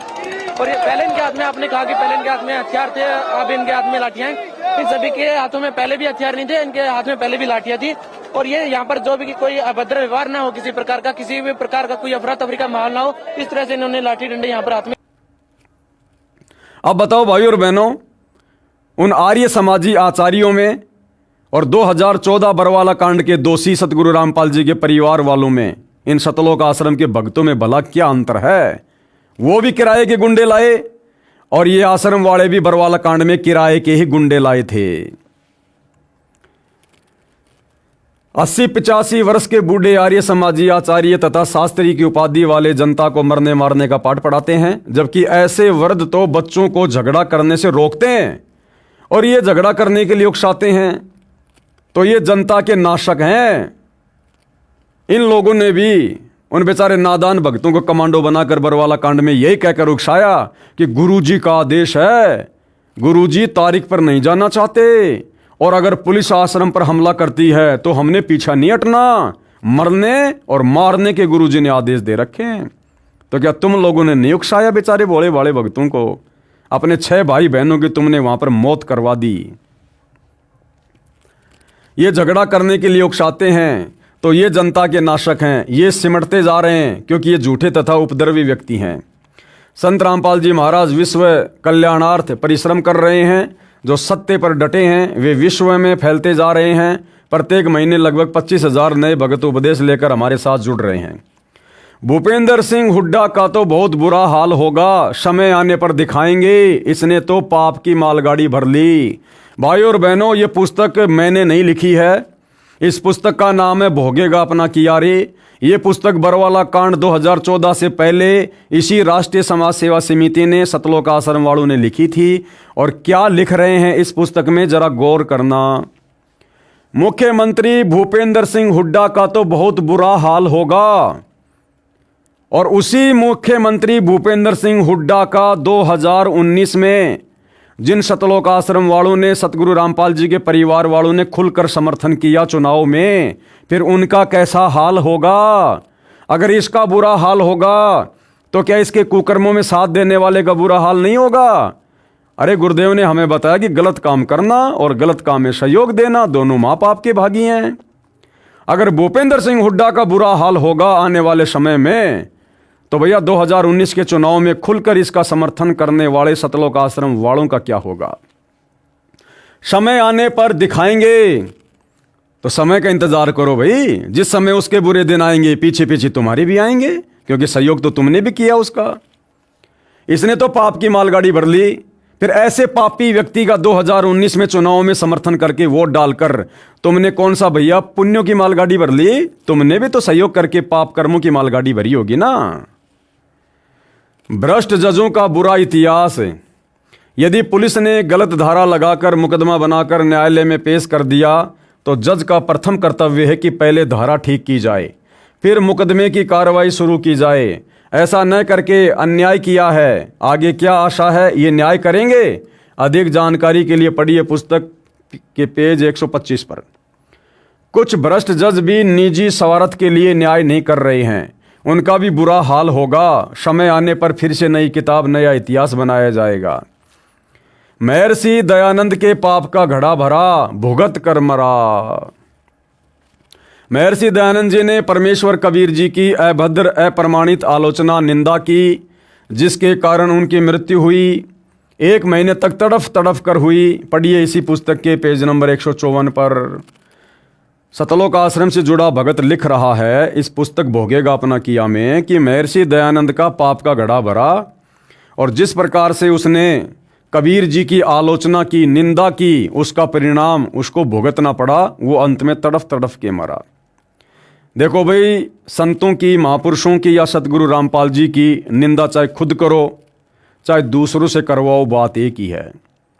तो सतलोक आश्रम वालों ने 2014 बरवाला कांड के समय सतगुरु रामपाल जी के ज्ञान, विधान और आदेशों के खिलाफ कार्य करते हुए दुनिया में सतगुरु रामपाल जी की निंदा करवाई, थू थू करवाई। भाई सतगुरु रामपाल जी तो भक्तों को सतलोक आश्रम में भगत बनाने के लिए बुलवाते थे, बुराइयां छुड़वा कर एक सज्जन व्यक्ति बनाने के लिए बुलवाया करते थे। सतगुरु रामपाल जी ने तो इन कुकर्म करने वाले हाथों से दान करना सिखाया। फिर बरवाला कांड के समय लठ पकड़ाकर पुलिस वालों को मारने के लिए किसने खड़ा किया? सतगुरु रामपाल जी ने तो इन हाथों से दान धर्म करना सिखाया। इन हाथों से माला पकड़वा कर सुमरण करवाना सिखाया। इन हाथों को जोड़कर अधीन बनने का आदेश दिया। फिर बरवाला कांड में उन्हीं भक्तों को काले कपड़े पहनाकर, कमांडो बनाकर, उनके हाथों में लठ, पत्थर, पेट्रोल बम पकड़ाकर पुलिस वालों के सामने मरने मारने के लिए किसने खड़ा किया? अरे सतगुरु रामपाल जी तो अपने भक्तों को बताते हैं कि बच्चों, हमने तो बेवजह किसी चींटी का भी रास्ता नहीं रोकना, उसको भी दुखी नहीं करना। आत्मा दुखी तो परमात्मा दुखी। फिर बरवाला कांड में पुलिस वालों के ऊपर ईंटों से पथराव करवाकर उन भक्तों के कर्म किसने फुड़वाए भाई? क्यों इस प्रकार के जुल्म करवाए? तो क्या आने वाले समय में आप लोगों को भोगना नहीं पड़ेगा? दूसरी बात, बरवाला कांड के बाद में इन्हीं सतलोक आश्रम वालों ने 2019 के चुनाव में करौथा कांड के मुख्य अपराधी इन्हीं की कलम से जो ये लिख रहे हैं, भूपेंद्र सिंह हुड्डा को समर्थन क्यों दिया? हरियाणा की भगत जनता से, भगत समाज से उस भूपेंद्र सिंह हुड्डा को वोट क्यों डलवाए? और जब इन लोगों ने कांग्रेस का खुलेआम समर्थन किया तो क्या बीजेपी सरकार वालों ने, बीजेपी सरकार के समर्थकों ने संत रामपाल जी की जमकर आलोचना नहीं करी होगी, जमकर निंदा नहीं करी होगी? लोगों ने यही सोचा कि भाई, हम तो ये सोचा करते थे कि संत रामपाल जी तो राजनीति से दूर हैं, और संत रामपाल जी अपने सत्संगों में भी कहते हैं कि हम तो एक गैर राजनीतिक संस्था चलाते हैं, हमारा राजनीति और किसी राजनेता से कोई लेना देना ही नहीं है। और अब क्या हो गया? जेल जाते ही संत रामपाल जी ने अपने पैतरे क्यों बदल दिए? क्योंकि जनता को यह थोड़ी पता कि ये सारे के सारे कुकर्म उनकी आड़ में उनका परिवार कर रहा है। जनता तो यही समझेगी बाबा रामपाल कर रहा है, और जेल में बाबा रामपाल जी को दुखी किया जा रहा होगा सरकार के द्वारा। इसलिए बाबा रामपाल जी ने राजनेताओं का दामन पकड़ लिया होगा। तो क्या जनता ने 2019 में जो बीजेपी के समर्थक थे, क्या सतगुरु रामपाल जी की जमकर आलोचना नहीं की कि ये बाबा भी आ गया राजनीति में? अरे संतों का काम क्या है राजनीति में? पहले वाले बाबा थोड़े थे क्या? आसाराम, राम रहीम राजनीति करने वाले, जो बाबा रामपाल भी कूद गया राजनीति के मैदान में। और जब सतलोक आश्रम वालों ने हरियाणा समेत पूरे भारतवर्ष में 2019 में कांग्रेस सरकार का समर्थन बाबा के भक्तों से करवाया, तो क्या बीजेपी वालों ने बाबा रामपाल को गालियां नहीं दी होंगी जम के कि ये काहे का बाबा है? बाबा कभी राजनीति में आते हैं क्या? बाबा है तो अपनी भक्ति करो, भक्तों से भक्ति करवाओ। राजनीति करने वालों की कमी है दुनिया में? जमकर आलोचना की होगी तो भैया आलोचना या निंदा चाहे खुद भगत करो अपने गुरु की, चाहे अपने कुकर्मों से जनता से करवाओ, बात एक ही है। फिर 2024 में इन्हीं सतलोक आश्रम वालों ने बीजेपी सरकार का दामन पकड़ लिया, कांग्रेस को छोड़ दिया, और पूरे भारत में इन्हीं आश्रम वालों ने सतगुरु का नाम लेकर बेचारे भोले भाले भक्तों से बीजेपी सरकार का समर्थन करवाया। जगह जगह बीजेपी की रैलियों में भक्तों को भेजा और बीजेपी को वोट डलवाए, और यहां तक डरा दिया कि जो भगत बीजेपी को वोट नहीं डालेगा उसको आश्रम में एंट्री नहीं होगी। उसके बाद वो कांग्रेस वाले संत रामपाल जी की आलोचना करने लग गए, निंदा करने लग गए, गालियां निकालने लग गए कि ये बाबा रामपाल तो बड़ा दोगला आदमी है, पहले तो कांग्रेस के साथ था, अब बीजेपी के साथ चला गया। इस बाबा रामपाल से तो राम रहीम अच्छा, जो शुरू से बीजेपी के साथ है, वो कभी पार्टी नहीं बदलता। बाबा रामपाल ने तो एक ही बार में पार्टी बदल ली। तो क्या सतलोक आश्रम मैनेजमेंट हरियाणा वालों के इस तरह के फरमानों के चलते, झूठे आदेशों के चलते, क्या देश भर में कांग्रेस सरकार के समर्थकों ने सतगुरु रामपाल जी की जमकर आलोचना नहीं की होगी, निंदा नहीं करी होगी कि 19 में तो हमारे साथ था, 24 में बीजेपी की गोद में जाके बैठ गया? तो भाई अपने गुरु की बदनामी, निंदा, चुगली, आलोचना चाहे खुद करो, चाहे अपने उल्टे कर्मों से दुनिया से करवाओ, दंड बराबर, दोषी बराबर। तो भैया यहां तुम किन को दोष दे रहे हो? यहां सतलोक आश्रम वाले महर्षि दयानंद को दोषी बता रहे हैं कि उसने कबीर जी की आलोचना की, जिस कारण से उसकी मृत्यु 1 महीने तक तड़फ तड़फ कर हुई। तो भैया आप लोग अपना भी हिसाब किताब लगा लेना। तुम लोगों ने तो देश भर में संत रामपाल जी की 2014 बरवाला कांड में और उसके बाद लगातार अपने उल्टे कुकर्मों के माध्यम से संत जी के भक्ति विधान के विपरीत कार्य करके और नादान संगत से करवाकर वर्तमान 2025 तक तो लगातार करवा ही रहे हो। हिसार जेल में बैठे अपने गुरु को खून के आंसू रुलाए रहे हो, संगत की मर्यादा तोड़वाकर उनको अकाल मौत मरवाए रहे हो। तो जिस दिन तुम्हारी बैटरी डिस्चार्ज होगी, पाप कर्म उजागर होंगे, उस दिन तुम्हारा क्या होगा लाडलो, ध्यान दे लेना। आर्य समाजियों ने माना परमात्मा के अवतार हैं। आर्य समाज के कुछ गौशाला के प्रधान तथा सदस्य वर्तमान में आजीवन कारावास की सजा भोग रहे हैं। वे रोहतक जेल में थे। वहाँ एक संत रामपाल जी महाराज के भगत से उनकी मुलाकात हुई, जो उसी जेल में वार्डन की नौकरी करता था। जब उन व्यक्तियों को सच्चाई का पता चला कि संत रामपाल जी महाराज को गलत बदनाम किया है, उन्होंने भी माना कि हमारे से गलती हुई थी, हमने सच्चाई को जाने बिना ही संत जी का विरोध किया। उन आर्य समाजी जो गौशाला के सदस्य थे, उन्होंने स्वयं भी प्रार्थना की, हम दुलीना कांड में झूठे फंसा दिए हैं, हम गौशाला के सदस्य अवश्य थे, लेकिन हमारा उस हत्या में कोई दोष नहीं था। और किस प्रकार से उन लोगों ने जेल में रहते सहते लेखक के अनुसार संत रामपाल जी को ये लेटर लिख कर दिया अपनी जमानत के लिए।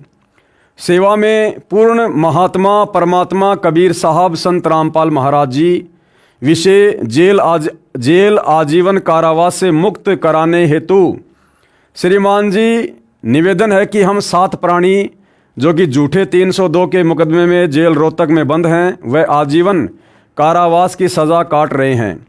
हम 7 आदमी बिना कसूर के जेल में बंद हैं। हमें दुलीना हादसा 2002 में फंसाया गया है। उसमें भीड़ ने चौकी में बंद 5 आदमी जो कि जिंदा गाय की खाल उतार रहे थे, उनको जान से मार दिया था। हम 7 आदमी झज्जर गौशाला के मेंबर हैं, इसलिए पुलिस ने हमें फंसा दिया। केस में केवल पुलिस ही गवाह है, कोई भी अन्य कोई आई विटनेस नहीं है। यहाँ रोहतक जेल में आपके भगत संजय मंदोला ने आपके बारे में बताया कि आप पूर्ण परमात्मा हैं और आपका नाम लेने से हमारे सारे कष्ट दुख दूर होंगे। हम 7 आदमी संजय मंदोला की बात पर विश्वास करके आपसे प्रार्थना करते हैं कि आप हमारी इस प्रार्थना को स्वीकार कर इस दुख की घड़ी में अपने चरणों में लेना। हमें भी पूर्ण विश्वास है कि आप परमात्मा रूप हो और हमें अवश्य कारागार से मुक्त कराओगे। हम सभी परिवार आजीवन आपके ऋणी रहेंगे। हमारी 7 आदमियों की सज़ा झज्जर ADSJ AK जैन की कोर्ट में आगे भी लिखा हुआ है। इसलिए हे संत रामपाल जी, आप परमात्मा स्वरूप हैं, हमें इस झूठे मुकदमे से बरी कराओ। भगत ने उनको राय दी थी कि आप जी स्वयं दीक्षा लो। जब तक आप जेल से बाहर नहीं आते हो तो अपने परिवार के सदस्यों से मुलाकात पर कहो कि वे दीक्षा लेकर भक्ति करें, तब आपकी मदद परमात्मा करेगा, तब आपका छुटकारा हो जाएगा। परंतु किसी कारण से वे ऐसा नहीं कर पाए, जिस कारण से उनको कोई लाभ नहीं मिल सका। उनके द्वारा की गई लिखित प्रार्थना पढ़िए। जजों के न्याय को देखें, कोई गवाह नहीं, पुलिस ने झूठा केस बनाया और जज ने सजा कर दी। तो वो कह रहे हैं कि हमें सज़ा सुनाई गई थी 7/8/2010 को। उसके बाद हमने माननीय उच्च न्यायालय में अपील दायर की हुई है। हमारी अपील नंबर इतनी है। हमारा केस माननीय न्यायाधीश SK मित्तल व MJ पॉल की खंडपीठ में विचाराधीन है। जमानत यानी बेल की भी हमने कोशिश की, लेकिन निराशा ही हाथ लगी। आपसे पुनः करबद्ध प्रार्थना है कि आप हमें इस संकट से मुक्त करवाओ। हम सातों गांव के आदमी, हमारे प्रिय रिश्तेदार आपके आजीवन आभारी रहेंगे। धन्यवाद। प्रार्थी ये ओम प्रकाश जी, जगबीर जी, सतवीर जी, शिशुपाल जी, रमेश कुमार जी, रणवीर जी, सुबे सिंह जी, ये सातों आदमी हैं। संत घीसा दास जी को सताने की सज़ा, यानी गांव खेकड़ा, जिला बागपुर, उत्तर प्रदेश में संत जी हुए हैं, घीसा दास जी, जो कि वैसे तो दुनिया की नज़रों में परमात्मा जी के नुमाइंदे समझे जाते रहे, लेकिन वे स्वयं कबीर परमात्मा ही थे। ये कबीर परमात्मा भक्ति को जिंदा रखने के लिए भिन्न भिन्न रूप धारण कर कर समय समय पर हम आत्माओं तक ये ज्ञान पहुंचाते रहते हैं।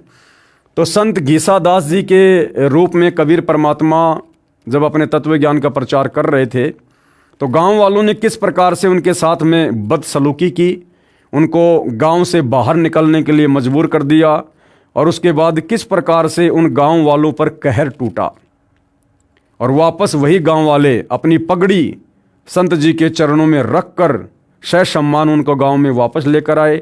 तब उस गांव में फिर से खुशहाली लौटी।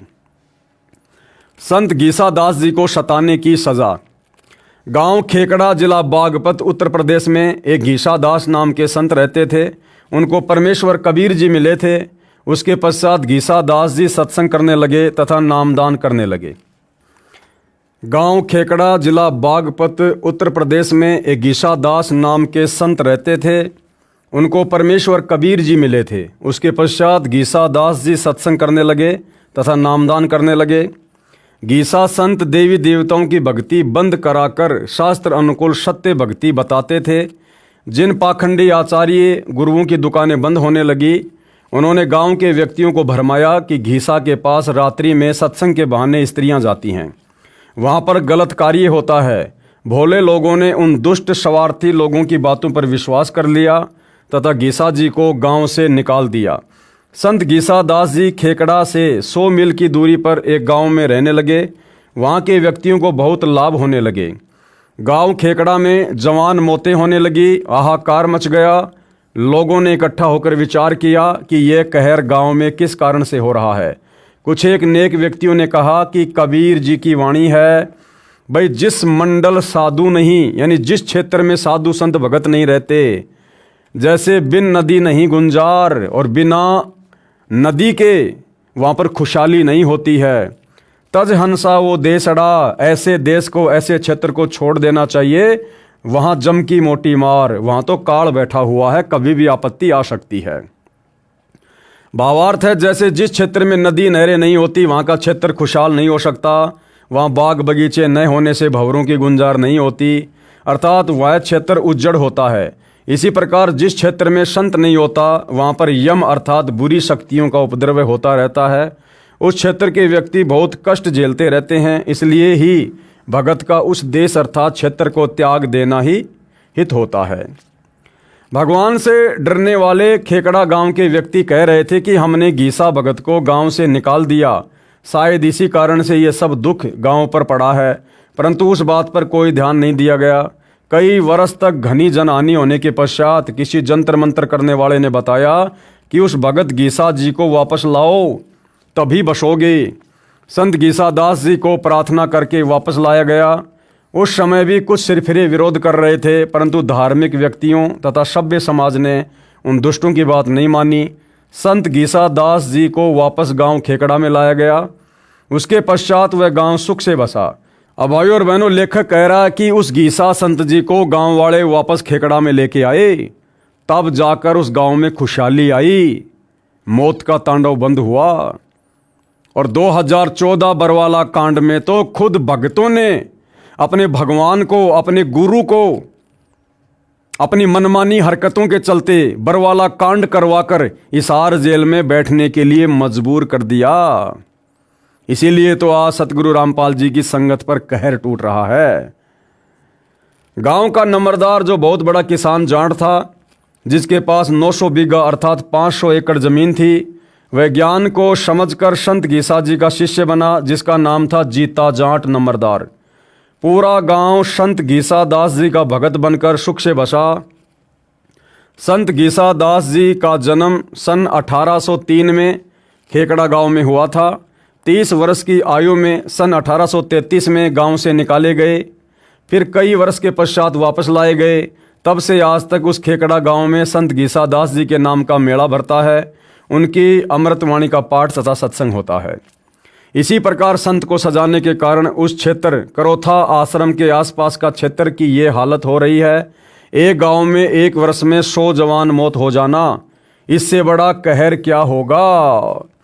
अब विचार करो भाइयों और बहनों, करोथा कांड के बाद जिन करोथा गांव वालों ने और करोथा गांव के आसपास वालों ने करोथा कांड में मुख्य भूमिका निभाई थी, लेखक के अनुसार कुछ ही दिनों में लगभग साल भर के अंदर अंदर उन गांव वालों के ऊपर कहर टूटना शुरू हो गया। क्यों? क्योंकि असल में वो लोग करोथा कांड के दोषी थे। अब भाइयों और बहनों, यदि बरवाला कांड 2014 में बरवाला कांड के दोषी बरवाला के आसपास के लोग होते, आर्य समाजी होते, तो भाइयों और बहनों आज 11 साल हो गई बरवाला कांड को। 2014 में हुआ था, 2025 जाने वाली है, 11 साल हो गई। अगर बरवाला कांड 2014 में बरवाला के आसपास के लोगों का, आर्य समाजियों का कोई हाथ होता, तो भाइयों और बहनों बरवाला गांव वालों का तो बाढ़ भी बांका नहीं हो रहा। बाढ़ भी बांका 11 साल हो गई। यदि किसी आर्य समाजी का हाथ होता, उनका भी बाढ़ बांका नहीं हो रहा। इस बरवाला कांड में सीधा सीधा हाथ सतलोक आश्रम मैनेजमेंट हरियाणा का और सतलोक आश्रमों से जुड़ी संगत की वो दयनीय हालत हो रही है जिसकी कोई हद नहीं है। ये आश्रम वाले संगत की मौत की खबरों को अपनी बेइज्जती के कारण सार्वजनिक नहीं करते। अन्यथा 2014 बरवाला कांड से लेकर वर्तमान समय तक लाखों की संख्या में संत रामपाल जी के भगत अकाल मौत मरे। इनके बड़े बड़े कोऑर्डिनेटर अकाल मौत मरे। बिहार का कोऑर्डिनेटर राजदेव बाबू बाथरूम में बैठा बैठा हार्ट अटैक से मरा। जम्मू कश्मीर का स्टेट कोऑर्डिनेटर ताराचंद तड़फ तड़फ के मरा। इनके मध्य प्रदेश के संभागीय कोऑर्डिनेटर जो कि पेशे से टीचर थे, फांसी खाकर मरा। अन्य बहुत सारे कोऑर्डिनेटर अकाल मौत मरे। और आने वाले समय में इन मुख्य लोगों का क्या होगा जब इनकी बैटरी डिस्चार्ज होगी। तो भैया करोथा गांव वालों को, डिग्गल गांव वालों को तो साल भर में दंड मिलना शुरू हो गया था, क्योंकि वो लोग असल में करोथा कांड के दोषी थे।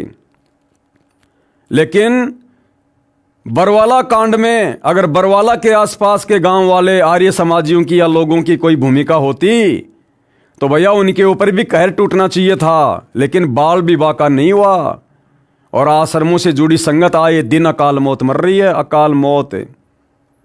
और जिस दिन इस बरवाला कांड के मुख्य दोषियों का नंबर आएगा, उनका पाप का घड़ा भरेगा, उस समय उनकी भी दुर्गति होगी।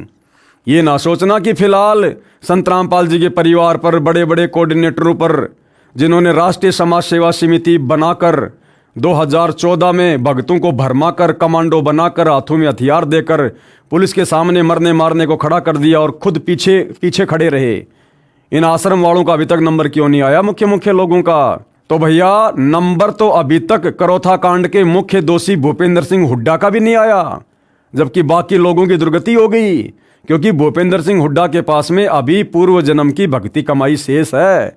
और जिस दिन वो खत्म होगी, पाप का घड़ा भरेगा। ये आश्रम वाले खुद ही कह रहे हैं कि दुनिया देखेगी, वो दुर्गति होगी।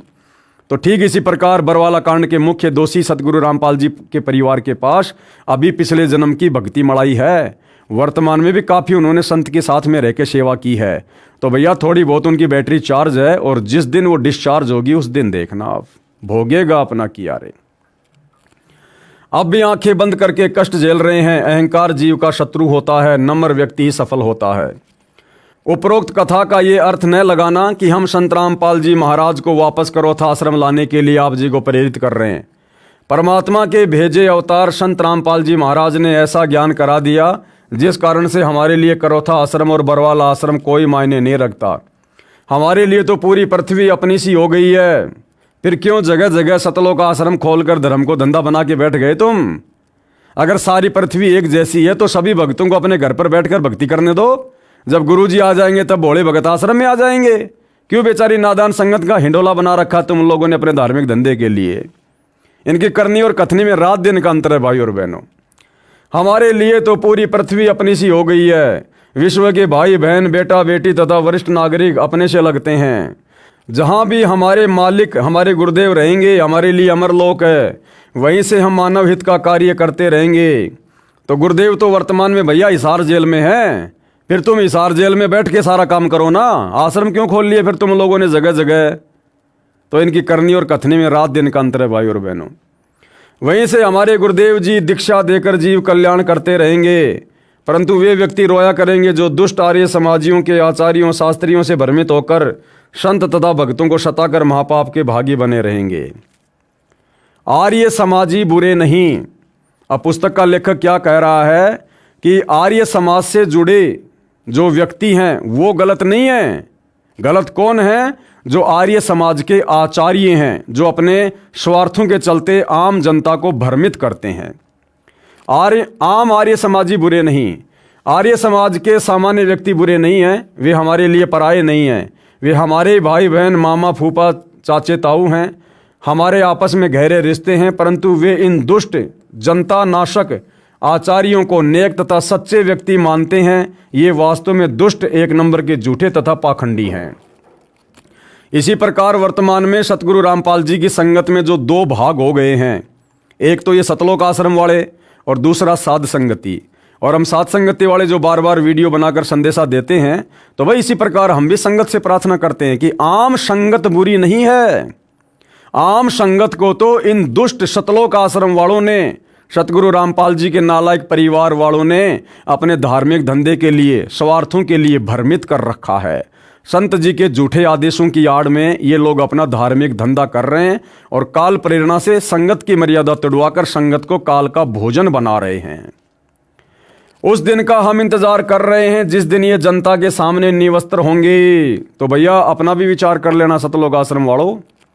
प्रत्येक व्यक्ति इनके घिनौने षड्यंत्र को जानेगा। पता चलेगा कि इन्होंने हरियाणा की जनता के साथ कितना बड़ा धोखा किया है।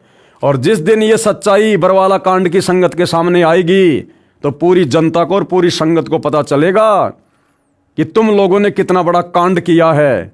तुम लोगों ने कितना बड़ा धोखा अपने गुरु के साथ और नादान संगत के साथ किया है। क्या तुम निर्वस्त्र नहीं होगे भाई? केवल निजी स्वार्थ की पूर्ति के लिए, अपने पद को बरकरार रखने के लिए हठ धर्म को आधार बनाकर कई मासूमों को मरवा दिया। आप लोगों ने भी तो बरवाला कांड में 6 को मरवा दिया और बरवाला कांड के बाद कम से कम हजारों को मरवा दिया। गुरुकुलों के विद्यार्थियों को झगड़ा करने के लिए ले जाते हैं। तुम भी तो धनाना आश्रम से भक्तों को मुझ पवन दास की पिटाई करवाने के लिए कभी मेरे घर पर लाते हो, कभी हिसार में मेरी तारीख पर लेकर आते हो। तुम भी तो वही कुकर्म कर रहे हो भाई आश्रम वालों। ये व्यक्ति जनता का कभी हित नहीं कर सकते। हमारा निवेदन ये है कि आप संत रामपाल जी महाराज के ज्ञान तथा उद्देश्य से परिचित होकर दीक्षा लेकर अपना तथा अपने परिवार का कल्याण कराएं। रोहतक, सोनीपत, झज्जर के कुछ व्यक्ति सच्चाई को जानकर कहते हैं कि जब आपके गुरुदेव जी करोथा आएंगे तब उपदेश लेंगे। आपसे प्रार्थना है कि जैसे डॉक्टर कहीं पर भी है उससे औषधि लेकर स्वस्थ होना चाहिए। हम आप जी को परमात्मा से मिलने वाला सुख प्राप्त करने की राय दे रहे हैं, जो लाभ भारत के कोने कोने से आकर भगत प्रदान कर रहे हैं। हरियाणा की जनता पीछे क्यों रहे? आप भी परमात्मा के बच्चे हो, आप जी को भी परमात्मा की आवश्यकता है, परंतु आप जी को सत्य न बताकर असत्य का अभद्र प्रचार करके परमात्मा से दूर कर दिया गया है। साधना टीवी पर शाम 7:30 से 8:30 बजे तक संत रामपाल जी महाराज का 1 घंटा सत्संग चलता है। वह सुनो, सत्य को जानो और अपना मानव जीवन सफल करो, यही निवेदन है। संत गरीबदास जी को सताने का फल। अब लेखक एक छोटी सी कथा सुना रहा है जो कि सतगुरु रामपाल जी ने अपनी पुस्तक ज्ञान गंगा में भी लिखा हुआ है कि एक बार आदरणीय गरीबदास जी को कुछ लोगों ने, जो कि छारा गांव के थे, उन्होंने कुछ पंडितों के कहने पर ब्राह्मणों के बहकाव में आकर उनके साथ में बुरा बर्ताव किया और आगे चलकर किस प्रकार से उसकी दुर्गति हुई। संत गरीबदास जी को सताने का फल।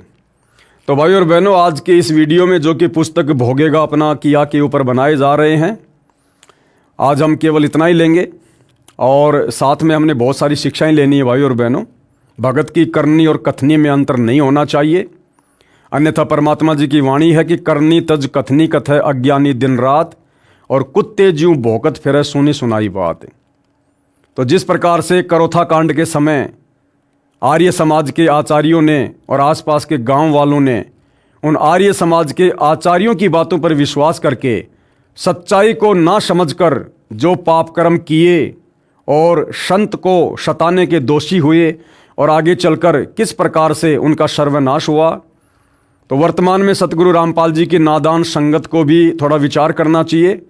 2014 बरवाला कांड के बाद जिस प्रकार से ये नादान संगत संत रामपाल जी के परिवार, उनके बेटा बेटी, भाई बंधु, रिश्तेदार व कोऑर्डिनेटरों के बहकावे में आकर और सतगुरु रामपाल जी के सत्य ज्ञान से परिचित ना होकर जिस प्रकार से आए दिन संत जी की मर्यादा तोड़ने वाले कुकर्मों में इन आश्रम वालों का सहयोग दे रही है, भाई आने वाले समय में सजा का भागी बनना पड़ेगा। तो थोड़ा विचार करो भाई और बहनों, समझो संभलो। ये बहुत ही कीमती समय हमें परमात्मा ने बख्शा है और हिसार जेल में बैठकर परमात्मा हमारी रहनी करनी को देख रहे हैं। ये हमारी परीक्षा का समय है। आने वाले समय में जब पाप कर्मों का फल भोगोगे तो ये सतलोक आश्रम वाले, गुरु जी के परिवार वाले तुम्हारा किसी भी प्रकार से उन पाप कर्मों के बंटवारों में सहयोग नहीं देंगे। अपने किए का फल स्वयं भोगना पड़ता है। इसलिए हम तो निवेदन कर सकते हैं कि भैया गुरु के ज्ञान को आधार बनाकर वर्तमान में भक्ति करो। जब तक गुरुदेव भगवान अपने मिशन के तहत हिसार जेल में बैठे हैं, किसी भी फर्जी सतलोक आश्रम में जाकर अपना समय, श्वासें और धन बर्बाद मत करो। घर पर रहकर नेक नीति से काम धंधा करो, अपना व्यापार बिजनेस करो, मर्यादा में रहकर भक्ति करो और सतगुरु को प्रसन्न करो। तो भाई और बहनों, आज की वीडियो में केवल इतना ही। अगले वीडियो में कल हम फिर मिलेंगे। तब तक गुरुदेव भगवान हम सबको आज्ञा दे, आशीर्वाद दे, सद्बुद्धि दे। बंदी छोड़ सतगुरु रामपाल जी भगवान की जय हो।